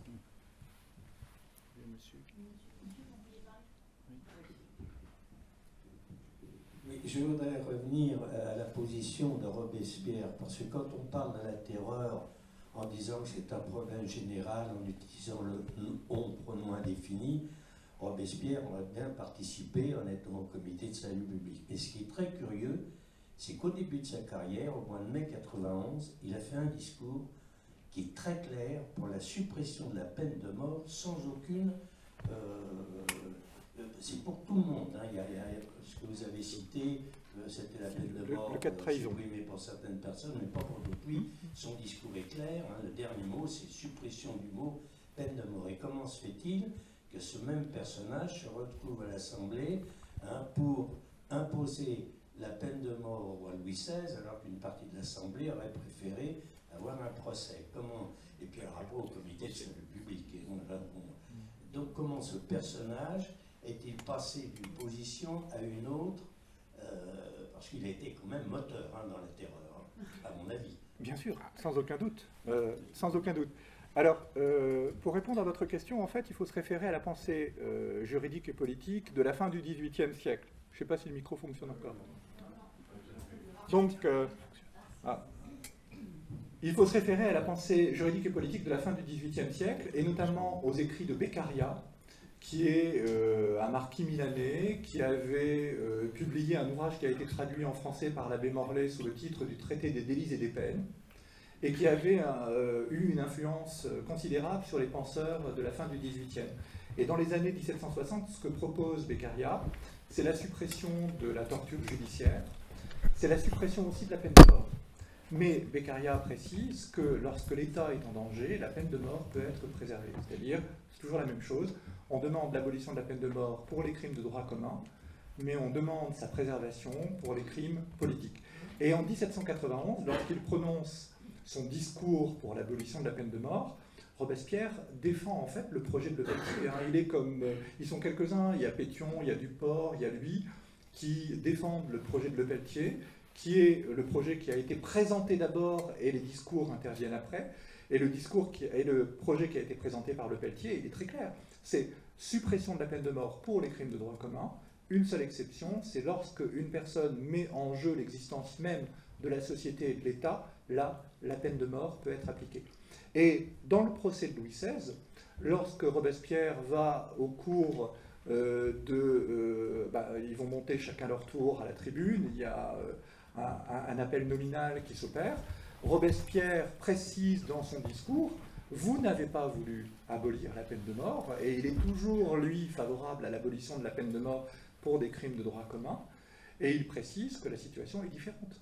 Et tous les hommes de cette époque-là qui ont prononcé, bon, je pense à Pétion notamment, qui se sont prononcés en 91 pour l'abolition de la peine de mort, vont accepter le principe d'une peine de mort politique. Le débat va revenir en octobre 1795, c'est moins connu. À la fin de la Convention nationale, le dernier décret qui est adopté par la Convention décide deux choses: une amnistie et une abolition de la peine de mort au retour de la paix. Et ça, c'est voté. C'est voté. C'est voté en octobre 1795. Alors il se trouve que le retour de la paix, ça va se faire en 1802, que c'est Bonaparte qui est au pouvoir, il n'a pas du tout envie d'abandonner la peine de mort, et ça va être mis sous le tapis et oublié. Mais les conventionnels, ils ont terminé sur cette idée-là, mais il y a des exceptions. Toujours pareil, si l'État est mis en danger, là, la peine de mort, elle est toujours appliquée. Donc je pense qu'il y a là une manière de concevoir l'abolition. On est chez les premiers abolitionnistes, hein. On est fin 18e. L'abolition de la peine de mort, elle a été expérimentée quelques années en Toscane à la fin des années 1780, et c'est tout. Donc on est dans une conception de la peine de mort qui est très différente de celle du 19e, où on va commencer par abolir la peine de mort pour raison politique en février 1848. Hein. On va refuser en septembre, lorsqu'on va discuter la Constitution, d'élargir cette abolition aux crimes de droit commun. Mais au 18e, on pense différemment. On pense abolition pour les crimes de droit commun, mais préservation de la peine de mort pour les crimes politiques. Mais je suis tout à fait d'accord avec vous, et je ne mets pas du tout en cause, je veux dire, la question de la responsabilité de Robespierre, pour moi, c'est une évidence dans cette période-là. Les choix qu'il a faits sont des choix très clairs, ses positions sont des positions très claires. Il est tout à fait favorable à des mesures d'exception pour éliminer le danger politique intérieur qui existe dans le pays. Il n'y a aucune ambiguïté là-dessus. Monsieur va poser une question d'abord. Vous avez juste à parler de vous. Ok, merci. Est-ce que vous pourriez, s'il vous plaît, expliquer et voire raconter comment Robespierre est passé de Arras à Paris, s'il vous plaît? Merci. Alors, en fait, c'est un homme des deux villes, puisque à 11 ans, il arrive à Paris pour entrer au collège Louis le Grand. Il y reste jusqu'en 1781, donc pendant toutes ces années de collège et pendant ces années d'université. Il prête serment d'avocat au Parlement de Paris et également à Arras, simplement parce que la province d'Artois est, pour certaines causes, une province qui dépend du Parlement de Paris. Donc, il est parisien par son éducation, et comme je l'avais dit rapidement tout à l'heure, lorsqu'il arrive à Arras, la manière qu'il a de défendre les causes judiciaires est une manière qui s'inspire beaucoup des codes de défense parisiens qu'on observe dans les années 1780, notamment dans les mémoires judiciaires imprimées, ce qu'on appelle les factums, où vous avez toute une série de procédés littéraires qui sont mis en œuvre par les avocats de la fin du XVIIIe, notamment des procédés de théâtralisation. On donne un aspect vivant à la défense, on n'hésite pas à jouer sur l'humour ou sur l'ironie, on est parfois très offensif envers les lois et envers les juges, et ces pratiques-là, qui vont surprendre certains de ses contemporains, il les importe à Arras. Alors il est arageois entre 1780 et 1789, il devient parisien en 89, et c'est vrai qu'après 1789, il va quasiment rester à Paris. Il va revenir un moment dans sa province pendant quelques semaines à l'issue de l'Assemblée constituante, à l'automne 1791, puis il revient à Paris parce qu'il a été nommé accusateur public devant une nouvelle juridiction qui vient d'être créée, qui est le tribunal criminel. Il a été élu, parce qu'à l'époque on élisait les juges, il a été élu accusateur public devant le tribunal criminel de Paris, et c'est à ce titre qu'il est à Paris au début de l'année 1792. Alors de fait, il ne va jamais exercer parce que le tribunal criminel met des mois à se mettre en route, et il va démissionner juste avant les premières affaires, et ensuite il se fera élire à la Convention nationale. Donc c'est vraiment un homme qui a été marqué par ces deux villes. Il est artésien par son caractère, par sa religiosité, notamment parce qu'en Artois, il y a des communautés protestantes assez fortes qui divisent la société, et dans ses premiers textes de défense, il n'est pas nécessairement quelqu'un qui apprécie énormément cette communauté dissidente. Il est aussi profondément religieux. On a parlé tout à l'heure de sa confiance dans la providence. Hein. Il en parle à certains moments. En 1793 notamment, il dit à un moment que l'être supérieur, alors il ne dit pas l'être suprême à l'époque, je pense qu'il parle d'être supérieur à un moment, qui a une attention particulière pour la Révolution française. Donc il est persuadé que Dieu, pour le dire ainsi, ou l'être suprême, a un regard bienveillant sur la Révolution qui se déroule en France. Ça, on peut peut-être... il n'y a pas qu'en Artois qu'on pense comme ça, mais en fait la religiosité en Artois est quand même assez forte à l'époque, et ça, c'est sans doute un héritage en partie régional qui a été entretenu par son passage à Paris. Mais c'est un peu l'homme des deux villes. Mais c'est vrai qu'à partir de 1789, le passage à Paris est quasiment un passage définitif. Mais on est dans une course du temps qui est extrêmement rapide. On parle de quelques années, mais quelques années au cours desquelles il s'est passé autant d'événements que sur un siècle complet.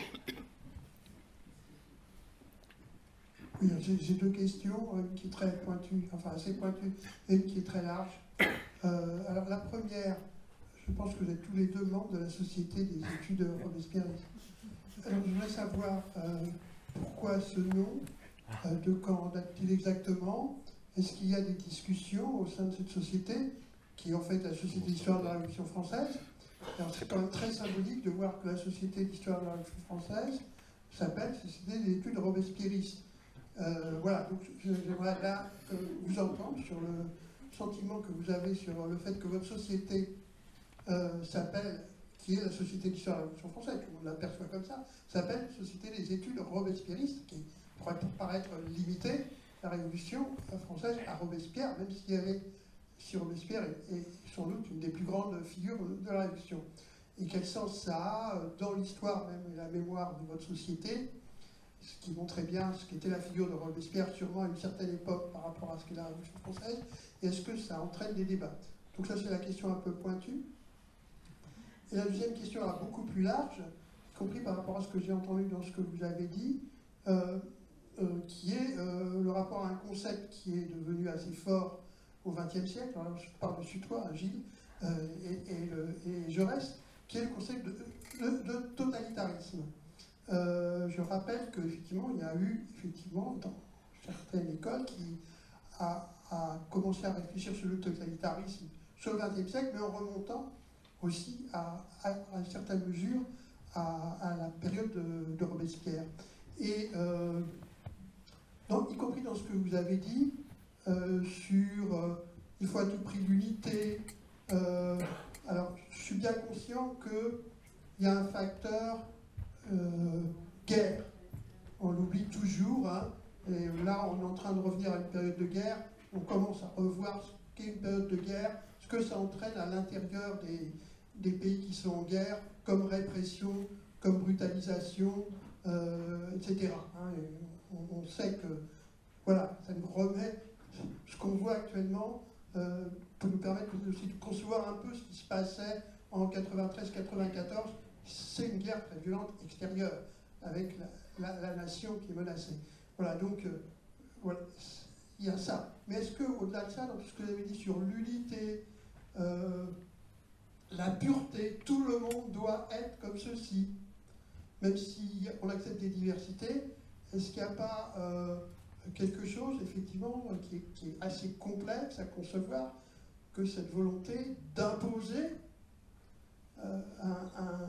un modèle, une démocratie qui se veut certes pleine et une vraie démocratie, mais en même temps, voilà, qui élimine finalement ceux qui ne seraient pas pleinement sur ce modèle. Voilà, donc je m'interroge un peu sur ces choses. J'aimerais bien avoir votre réponse à ces deux questions, une très pointue et une très large. Déjà, je vais pour le robespierriste, allez. Oui, alors pour la première question, hein, sur la société des études robespierristes, dont nous sommes, donc Hervé, ancien président, je suis actuel président de cette société savante, donc, qui a été fondée en 1907. Et donc je pense que le contexte est important parce qu'on est en pleine période, sous la Troisième République, justement, pour des raisons politiques, idéologiques, de tri entre la bonne révolution et la mauvaise révolution. Et notamment, la Troisième République, dans le contexte de la revanche face à l'Allemagne, veut glorifier le succès des armées de la République, et notamment la figure du soldat de l'an 2. Donc l'héritage de 93 est positif, mais en même temps, il y a la violence. Et donc, la Troisième République va mettre en avant, va faire du tri entre les grands personnages, et donc va plutôt célébrer la figure de Danton. Danton, qui a droit à sa statue, qui donne nom à un cuirassé, enfin bref. Et Robespierre est complètement rejeté dans l'ombre. Et c'est en réaction à ce tri qu'un historien qui s'appelle Albert Mathiez va fonder cette société des études robespierristes pour réhabiliter, c'est un peu sa démarche, hein, il en fait même un peu une affaire personnelle, une obsession, il veut réhabiliter Robespierre contre ce tri qui a opéré la Troisième République. Et donc, il se met le but de la société, à l'origine, c'est éditer les œuvres de Robespierre. C'est pour ça qu'elle s'appelle Société des études robespierristes. Et donc, évidemment, il y a cet héritage, l'édition des œuvres donc là c'est tome 14, parce qu'il y a eu des inédits, tome 12, pardon, tome 12, s'il y a eu des inédits qui ont été trouvés en 2011, mais cette mission est achevée, même si on pourrait rééditer les œuvres de Robespierre avec un appareil critique mis à jour historiographiquement. Et donc, depuis en fait, la mort d'Albert Mathiez, très vite, le champ d'intérêt de la Société des études robespierristes a largement, et même de son vivant, a largement dépassé le seul cas Robespierre. C'est une société d'histoire de la Révolution au sens très large, parce qu'on a une revue, les Annales historiques de la Révolution française, et qui s'intéresse à la Révolution sur le temps long, donc des années 1760, on va dire, jusqu'à même la Restauration. On publie des ouvrages sur la Restauration, donc on n'est pas une société uniquement focalisée sur le moment 93-94 et la personne de Robespierre. Et donc se pose la question régulièrement du changement de nom, parce que c'est vrai que ça nous affiche comme les spécialistes de Robespierre qui ne parlent que de Robespierre, ce qui est faux, même si le personnage nous intéresse évidemment beaucoup. Mais voilà, donc c'est une discussion régulière dans la société. Je pense qu'il y a un consensus vers une évolution société des études révolutionnaires, mais en même temps c'est compliqué parce que le nom permet de nous repérer, c'est aussi une identité pour la société, et ça permet aussi d'amorcer le débat, comme on le fait aujourd'hui autour de ce nom, et de dire, bah voilà, les choses sont plus compliquées que cela. Voilà pour la question sur la société des études robespierristes. Et pour la deuxième question sur le totalitarisme, juste un élément de réponse peut-être que tu compléteras, c'est effectivement quelque chose qui a surgi dans le débat historiographique dans les années 1970 en France, la Révolution française comme matrice des totalitarismes du XXe siècle. Je pense qu'on est aujourd'hui largement sorti de cela. Alors d'abord, les historiens aujourd'hui discutent même le terme de totalitarisme. Il y a des débats sur cette notion. Certains historiens, avec des arguments solides, rejettent cette notion.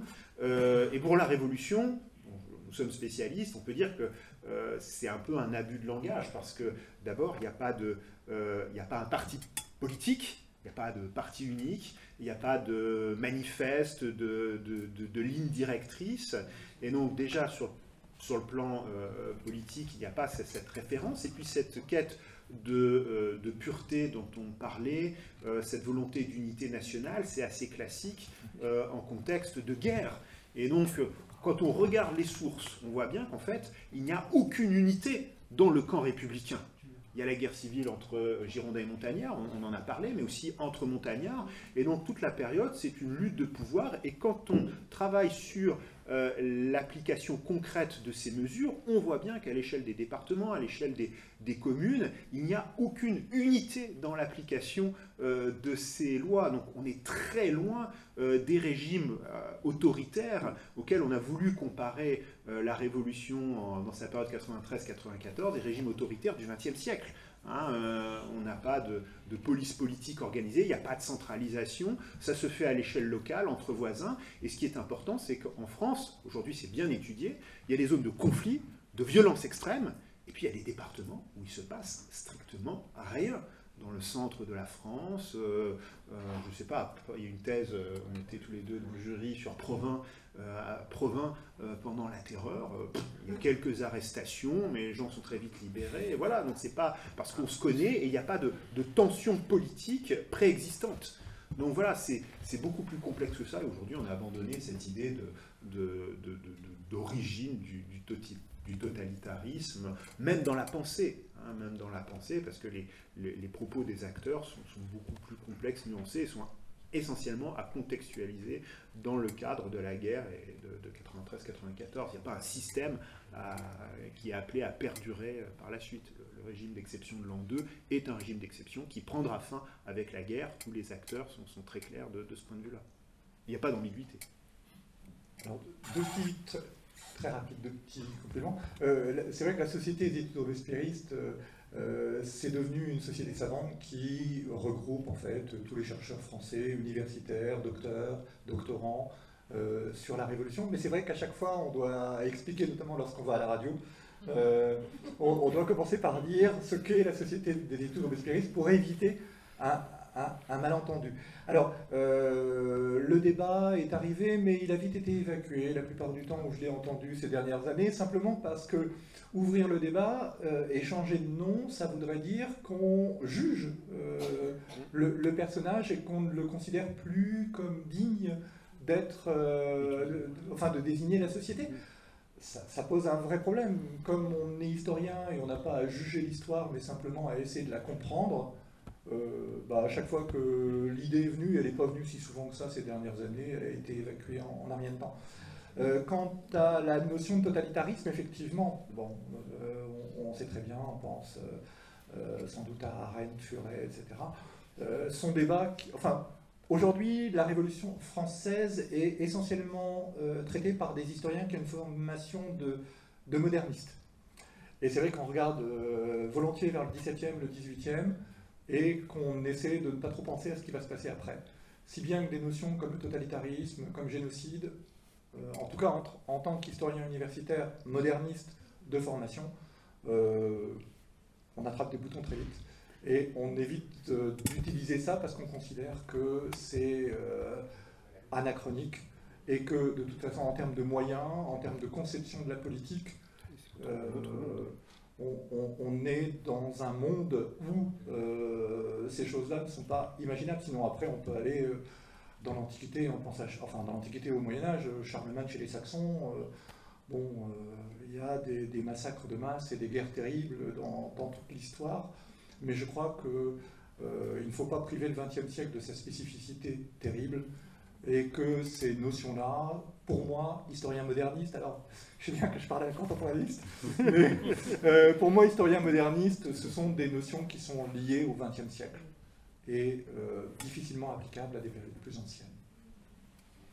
Bon, mise au point. Encore une question? Je sais pas. Oui, mais bon. Il y a une grosse. Attendez, la dernière question sera pour madame, je suis désolée. Bon, merci déjà pour votre intervention, que je trouve vraiment très intéressant. Et vous donnez en fait une image de Robespierre qu'on ne connaissait pas forcément. Moi, j'aurais aimé savoir quels étaient les rapports de Robespierre en fait avec Camille Desmoulins et Saint-Just, qui sont aussi deux grands personnages de la Révolution, des jeunes révolutionnaires en plus.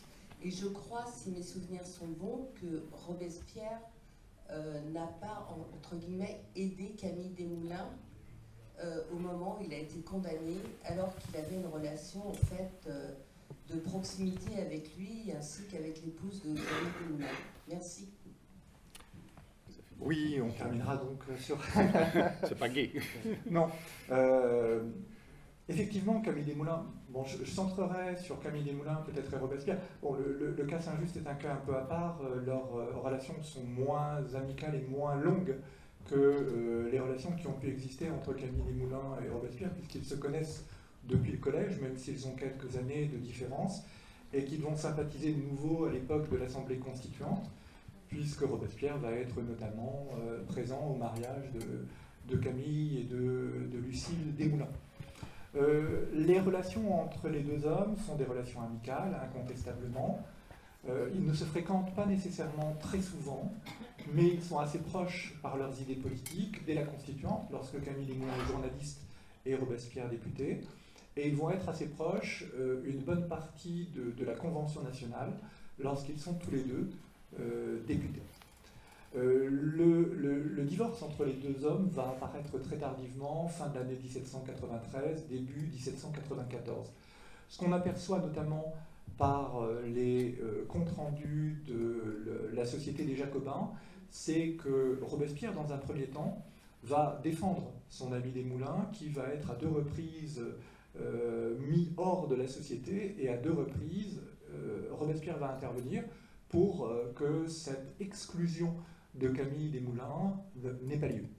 Donc il y a une défense pendant quelque temps, mais Camille Desmoulins est quelqu'un qui est un homme assez proche par le caractère de Robespierre. Je veux dire, c'est quelqu'un d'entier, c'est quelqu'un qui n'accepte pas le compromis, c'est quelqu'un qui, lorsqu'il a une conviction, n'en démord pas.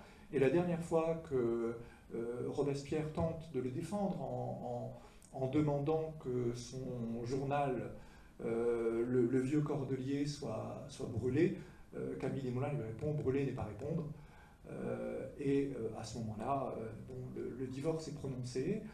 La décision va être prise dans un comité commun au comité de sûreté générale et au comité de salut public de le mettre en état d'arrestation et de l'envoyer avec d'autres, dont Danton, Philippot et d'autres encore, un texte qui, si je me souviens bien, est signé par 17 personnes, dont Robespierre, effectivement. Et Robespierre va signer l'acte d'arrestation, l'ordre d'arrestation de Camille Desmoulins, et quelques jours plus tard, il va signer l'acte d'arrestation de Lucile Desmoulins. Donc là, effectivement, il y a une acceptation d'envoi au tribunal révolutionnaire et à la mort d'un ami. Ça se comprend comment? Ça se comprend, alors il ne s'agit pas de justifier quoi que ce soit, simplement de donner un élément de contexte. Il y a un grand tableau de David qui avait été commandé par la monarchie, qui a été présenté juste avant la Révolution. C'est le retour des enfants de Brutus. Brutus l'Ancien, c'est l'un des fondateurs de la République, qui, pour défendre la République, a décidé de condamner à mort ses deux enfants qui avaient voulu la trahir. Et vous avez un superbe tableau de David où vous avez Brutus assis, complètement abattu. Ses deux fils entrent sur des civières dans la maison, il y a sa femme et ses filles qui sont ensemble et pleuraient. Et ça, c'est un modèle de vertu pour les hommes de la fin du XVIIIe siècle, c'est la vertu suprême, c'est de sauver sa patrie au prix même de ce qui est le plus cher à un personnage, en l'occurrence ce Brutus qui a sacrifié ses deux enfants pour sauver Rome.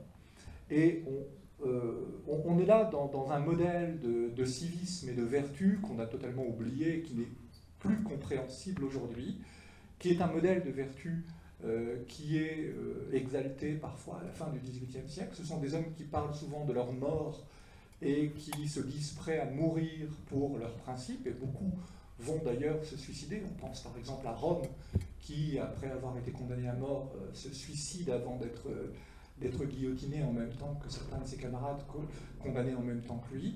Donc il y a cette idée qu'on peut se sacrifier pour ses principes, qu'on peut sacrifier aussi peut-être des amis pour des principes. C'est peut-être un élément d'explication. Encore une fois, c'est une simple explication, il ne s'agit pas de justifier quoi que ce soit, mais d'essayer de comprendre dans le contexte de l'époque, qui est encore une fois un contexte très différent du nôtre, avec des hommes qui ne pensent absolument pas comme nous, et qui sont beaucoup plus différents qu'on l'imagine. Il n'y a que 2 siècles de distance entre eux et nous, mais il y a véritablement un monde dans la manière dont on peut concevoir la politique et l'engagement. Je pense je suis désolée, mais là je pense qu'on va devoir terminer. Non, c'est vraiment très rapide parce qu'on doit aller à si je peux me faire. Oui, on doit aller à aussi. Saint-Just, en fait on a très peu d'informations parce qu'on a une seule lettre entre les deux. Quand Saint-Just est encore chez lui, il écrit à Robespierre pour dire qu'il aime bien ce qu'il fait. Et ensuite ils vivent ensemble, ils travaillent ensemble, donc il n'y a pas de correspondance, pas de traces. On sait qu'ils ont des relations assez suivies en 1794. On les présente généralement après coup comme des amis, mais cette amitié-là, on est très peu renseigné. Ils partagent les mêmes idées politiques, il y a une proximité, incontestablement, ils vont être condamnés ensemble et exécutés ensemble. Cela dit, on ne sait pas s'ils vont les uns chez les autres très régulièrement. Alors, il va chez les Duplay, Saint-Just, beaucoup plus souvent que Camille Desmoulins, incontestablement, mais on a beaucoup de mal à connaître leur relation parce qu'on n'a pas de traces. Voilà. Merci, mais là je vais vraiment pouvoir arrêter tout, parce qu'il faut vraiment qu'on libère l'espace. Merci aux téléspectateurs.